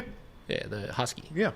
So his owner recently called me and she's like, yeah, so we've trained, it's like 4 or 5 sisters and a mom, and so we train all of their dogs. And this one, she's like, all of my family thinks I'm crazy for this, and they told me to call you and ask you, but I really want to get Loki involved in urban mushing. That sounds fantastic. I was like, urban mushing. First I was like, what the fuck is urban mushing? Yeah, exactly. Is it just like a sled with wheels? Basically, yes. Yeah, that sounds so fun. It's a sled with wheels that your dog learns to pull. She's like, they think it's a horrible idea. What do you think? I was like, go for it. Yeah, why not? That sounds awesome. I was like, listen, maybe let's not like go to Edgewater and have him like pull you around where you get like pulled off a cliff or something. Sure. Like, let's maybe start easy with him just like pulling a cart or something. Yeah. But like, hell yeah, let's do some urban mushing. That's fantastic. But yeah, definitely different avenues of like, how do we fulfill our dog better? Right? Yeah. And I think, there are some people that want that, some people that don't want that, but I think that there definitely is a lot of that, and it's really cool. Yeah, I think we talked about that before. It's just like you said, it's a big cultural shift because like 50s, 60s, even the 70s, it was just like, yeah, we have a dog, goes in the backyard. Yeah. Or I walk my dog around the block, and that was it. That's all you ever did with the dog. The family dog stays at the home, and that's its job, Exactly. So yeah, it's more of a compassionate. I don't know, like you're doing things with us now. Yeah, it's more about like the dog just like existing, and more about, I think people genuinely are like, I want to get this dog so that I can like give it the best life possible. Yep. And I think that even in the most, extreme cases where you have like the bleeding hearts that are like, oh, I'm going to take this abused rescue dog and give it the best life possible. Yeah. I think that while initially maybe what they're doing is more harmful to the dog than beneficial, once they have that direction, the knowledge, they're very willing to do it because they have the desire, to do that for the dog. And that's what I think is cool. Because even growing up, like, even in the 90s, our dogs didn't go anywhere. Yeah. They were just in our house. If people came over, hi dog, whatever, they lived in our house. But how old are you? Are you 26? I'm 27. Nice. Yeah. I just said growing up in the 90s. I grew up in the 90s too, so it's fine. Yeah. So, it was just, it's just a very different culture now around dogs. It's interesting that you say the bleeding hearts, but once they know what to do, because it's kind of the same thing with dogs, where I tell people when we get some of these dogs that are just like really stubborn or really wired, it's like once you teach them how to channel that like really not wanting to do something into something productive, they wind up being some of the best dogs. Oh yeah, right? Absolutely. Like they're just so desperately. Like, I get it. Yeah, they so desperately want that direction. And that leadership, that once they have it, it's incredible to see like just the joy almost in their eyes. Yeah. I think the biggest thing that's excited me lately in dog training is, and this is another one to a fault, kind of per the conversation it's kind of contradictory to what I just said about like the play side of things and like the owners needing to hear certain things over others. Yeah. From let me clarify here. From a trainer's standpoint, somebody that actually understands both ends of the spectrum clearly, being much more compassionate with the dog with the training process, I think is so essential. I think so many people have fallen into the trap lately of just like, we just need to teach these things, and however we teach it, it doesn't matter, and I don't really care about what the dog thinks or how the dog is feeling or their motivation level for things. We're just going to train them, and the dog understands what to do, and it's fine. The end does not justify the means. Sure. I mean, like I said, like you may have those things taught, and the dog may be good with it and stuff, and frankly, the dog may be reliable for the rest of time with it, and it's not a problem and stuff. And, you could look at it from the trainer standpoint of like, I'm not getting paid for the dog to like me, I'm just getting paid to train the dog kind of thing. Yeah. But the more compassionately you train that, I really think the more the dog is going to have a purpose to work then for you. Absolutely. And the smooth, I think where it's important is I think the smoother it transitions to the owner then. right? Because if the dog is just avoiding corrections and, you know, kind of nervous and scared of that training process, they may be compliant and stuff, but the owner is going to have to establish that same relationship as what you establish with the dog, which is going to be that of the dog kind of doesn't like me right now and just is kind of scared of me and stuff like that. Or if you could find that balance and do it in a way where the dog's motivated to do it, but still understands the consequences, the owner is going to have an easier time enforcing it because they're not going to look at it as like, I'm making my dog hate me. Right? Oh, yeah. And I think there are some trainers that are fighting the good fight of that. I think to an extent, Larry Crone is one of them. My opinions on him, I really like it. I think he's a great trainer. I think he's really contradictory a lot of times when he talks about like, I'd never go above a 10 on the e-collar. And there's all these fuckhead dog trainers out there. He's a little extreme with it, but I think his intentions are very good. Oh yeah, I think he's in his attempt to, I would say, kind of counteract the very like crude side of balance training. Yep. I think he does a lot of hyperbole as far as like, you know, making it very soft sounding. Yep. Which I think there's I think there's room and there's a place for all of that kind of stuff, but yeah, I think I'm similar. He does say a lot of like very objective statements that I'm like, I don't know that you could be that objective. Yeah, that's not 100% correct. Like I've definitely worked dogs before that like they could be at like a 70 or an 80 on a fucking mini educator and not give a singular fuck about it. Exactly. You know, so yeah. I have a hard time understanding who he's talking to sometimes when he makes the post from the standpoint of, is the content he's putting out there for trainers or is it for owners? Because sometimes it feels like he's talking to both, but the conversation, like we were just saying, that you're having with the trainers, I feel like needs to be different than the conversation you're having with the owners. I remember talking to Tyler Muto once, and he told me, he was like, if to some extent, and this is something that I feel like I don't completely agree with, that when I say I feel like you're going to be like, I object. So, I'm excited. I know, I'm excited too. So he said one time, if you're training your clients' dogs the same way as you're training your dogs, you're doing something wrong. And if you're training your dogs the same way as you're training your clients' dogs, you're doing something wrong. I completely agree. You agree? Okay, great. So yeah, I agree with it. I'm not going to train my dogs the same way I'm going to train a client's dogs because we have different needs and objectives from our dogs. Sure. When you say that, though, do you mean the things that you're teaching them? Do you think the games that you're playing with them? Do you think the way that you're living with them? Or do you think the actual methods in which you're training the dog? I would say more so like, I would say the process is probably going to be a little bit different. The tools are going to be generally the same thing. When you say the process is going to be different, do you just mean like the order of operations in which you're teaching things? Or do you think like actually like if we break down how we're teaching the place command or how we're teaching the sit or the heel or anything like that is going to be different? I think it's going to be different because what I want from my dogs is not what a pet owner wants from their dogs. Sure. So like with Lumos, he's super rude. He's really annoying. Sure. And I'm okay with that because like I don't want to stifle that like problem solving, like he's uninhibited, that type of drive. And so for my own dogs, like I don't care if he jumps on me when I go to put on his e-collar. You know, he's pumped. You know what I mean? Like I don't care. So I think there's so the things you're enforcing then, and stuff like that. Yeah, expectations, different things like that are going to be different. And that's where I agree from the standpoint, or that's where I agree with what you're saying, but where I, depending on the context of how he's saying it, I disagree to an extent is, you know, yeah, my expectations as far as how I live with my dog or the skills that I need them to know or the things I'll let them get away with or not get away with or whatever are going to be different than that of what I tell the owner, right? Yeah. But from a methodology standpoint, right, I think that, you know, learning theory is pretty black and white. Yeah. And if you're following, you know, your program should align with that, you know, to some extent, obviously.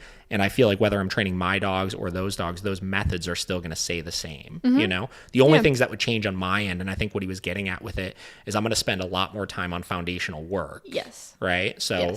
And just like the conversation of one-on-ones versus board and train, right, is, you know, when I have a dog in for a board and train for 4 or 5 weeks, I can spend a week and a half working foundational shaping and having the dog, frankly, have no understanding of what I'm doing yet, but understanding how those steps that I'm leading into things are going to affect and impact those other things later on. Oh yeah. You know, I think I would spend more time, and with our puppy classes, I even describe it this way too, because in my puppy class, I don't do obedience work. It's a lot of like engagement, confidence building, socialization, different things like that. And I explain it to clients in a way that right now we're not teaching the dog a particular skill set. We're teaching them how to be taught. So you kind of have to cultivate a mindset within a dog of creating a currency, creating that desire to learn, creating that problem solving, kind of set. And so it's more like the preschool stages. Yeah. And so I think that I probably focus on that more and for a longer period with my own dogs than maybe I would with like a client dog. And the reason why we can get away with that is because we're trainers. We know how to make sure that all of those behavioral issues that owners can't handle, we could manage in the meantime until we're ready to address them head on. Exactly. Because I teach obedience like way down the road. It's not important to me in the beginning stages. Also, we live different lives with our dogs where frankly, we're not doing a lot of the things that will create behavioral issues later on. Exactly. So because of that, we don't need to manage the dog all the time. Yeah, because obedience doesn't fix behavioral issues. No. It doesn't. Yeah. So it's what we're doing foundationally with the dog is far more, I would say, like nuanced, but it's more successful in the long run as far as behavioral stuff goes. But a lot of pet owners neither have the knowledge, the experience, the skill set, or the time or desire to learn how to do that a lot of times you can use obedience to also help and prevent behavioral issues. It's just in a much more easier, curated way for the owner to do it, I think. Yeah. And that's just looking at Caesar here. I love Caesar. I enjoyed your guys' discussions about him. Oh, thanks. But I do think one thing about Caesar that I think he's maybe improved on it over time, is that his methods in training dogs are obviously very successful, but probably not very successful as far as like the turnover into the owner. Big time. Because it's the way he exists. You're not going to turn a person into that. You're not going to be Caesar. Man, if I could, I would. But you're not going to be literally Caesar. why we use tools. Exactly. You know what I mean? It helps to leverage that better. Exactly. Yeah. So I think 100%. That he's a good example of that. Yeah. Fuck yeah. I have a question for you. I'm ready. Do we have time for it? We got his. Yeah. Okay. Josh, were you going to say something? No, we're good. Josh? You got like 10 minutes. Oh, I was just going to say, I guess you'll have to just come back on here and talk about Caesar with us soon. There you go. We still got to get through those books. Great. When Emily was talking about how she saw him in Canton, I went to that show too. Nice. But my question for you is what are some like would be described like quintessential things that you're like expected to do with your dogs that you just don't do? That as a dog trainer, people would probably be like, you're talking me. Yeah, you specifically. I always say this, walk my dogs. First off, my dogs get walked. This is generous once a week. Generous, right? Okay. Play with my dogs. Like I said, when I get home from work, I don't want to fucking do shit with my dogs, right?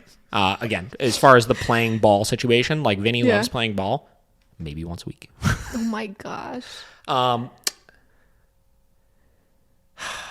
Let me think. I love asking dog trainers this question. Oh, yeah. And listen, like I'm the first to say that I don't do any of these things, right? Anywhere near as much as I should. Do as we say, not as we do, right? Yeah, for sure. Make my dog here. I'll start throwing all kinds of them here. Make my dogs wait at the crate door.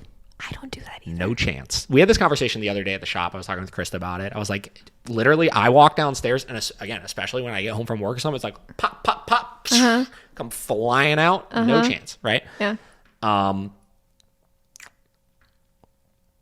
Allow my dogs to do dumb but funny things that I know if anybody else did those things with their dogs would lead to problems later on. Sure. Like I use the example of Vinny does this funny little head nudge thing where if I'm sitting there at the couch, he'll come over and just force his head under my hand.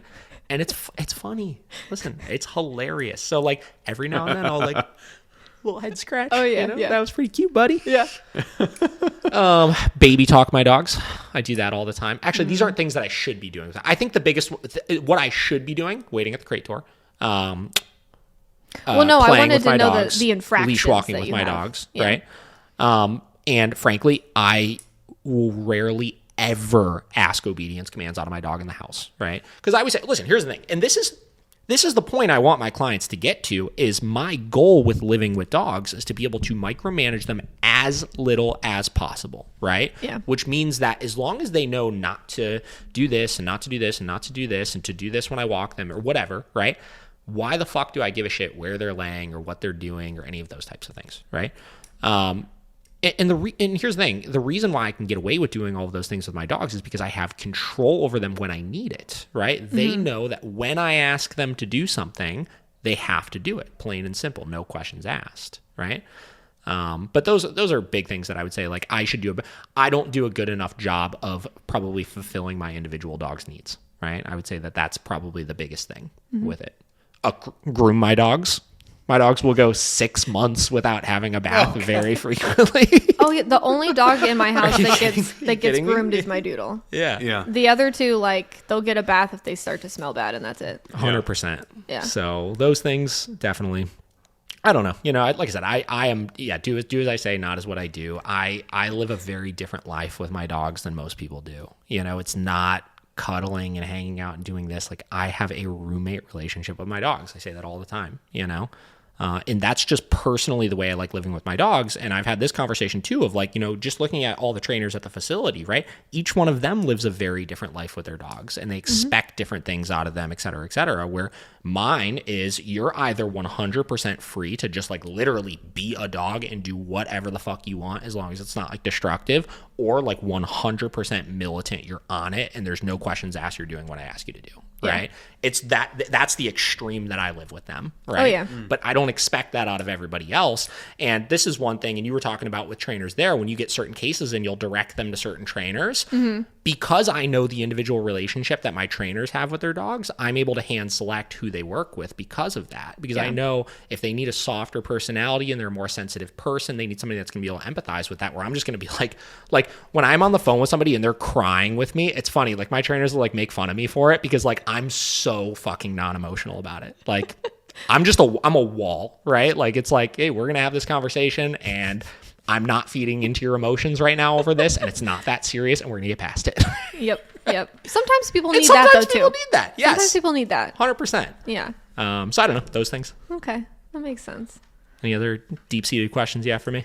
I don't think so. I think that was the main one, because I love asking dog trainers that question, because you get all the dirty secrets of For sure. everything they don't do. Most dog trainers, well, first off, their dogs aren't as perfect as you think they are. Oh, right? yeah. They are not.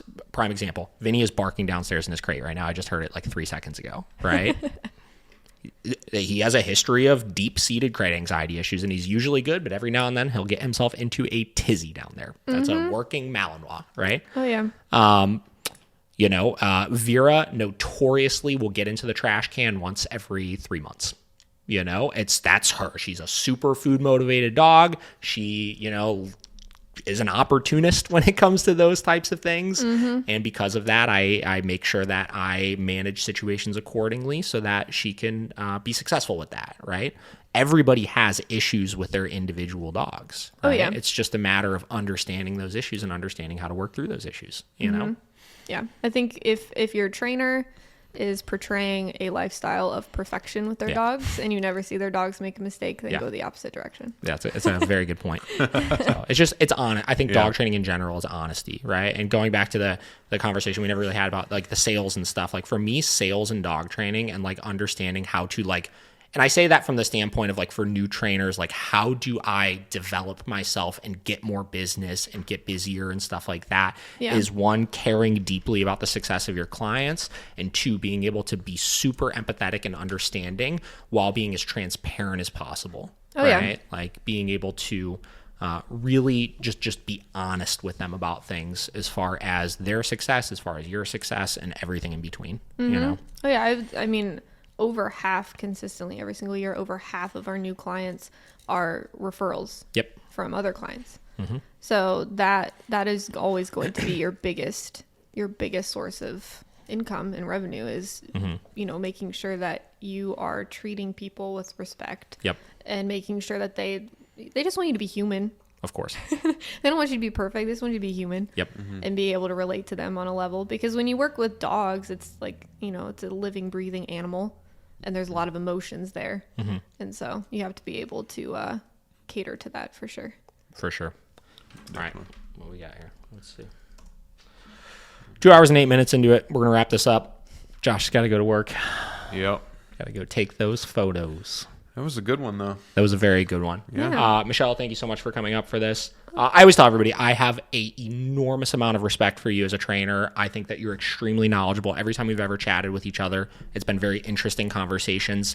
I don't say this in like an egotistical way, but like there's not a lot of trainers in the greater Cleveland area I feel like that I talk to and feel like I'm challenged in a productive way.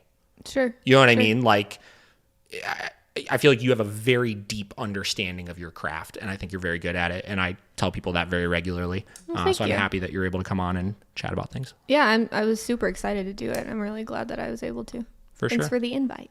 Of course. So we'll do it again. Dobe, where are they going to find you? Josh Dobay Productions on website, Facebook, Instagram. Michelle, where are they going to find you? I actually just recently created a dog training Instagram. I saw that. So it's baby. It's new. It's a baby. It's a baby, but It's a it's gonna little get there. It's Please Train Your Dog. Please train your dog. PLS. You know, Please. the millennial abbreviation of please. Please Train Your Dog, and my other Instagram is just Avenel Culprit. So Beautiful. yeah. David the Dog Trainer, Miracle Canine Training, miraclecanintraining.com.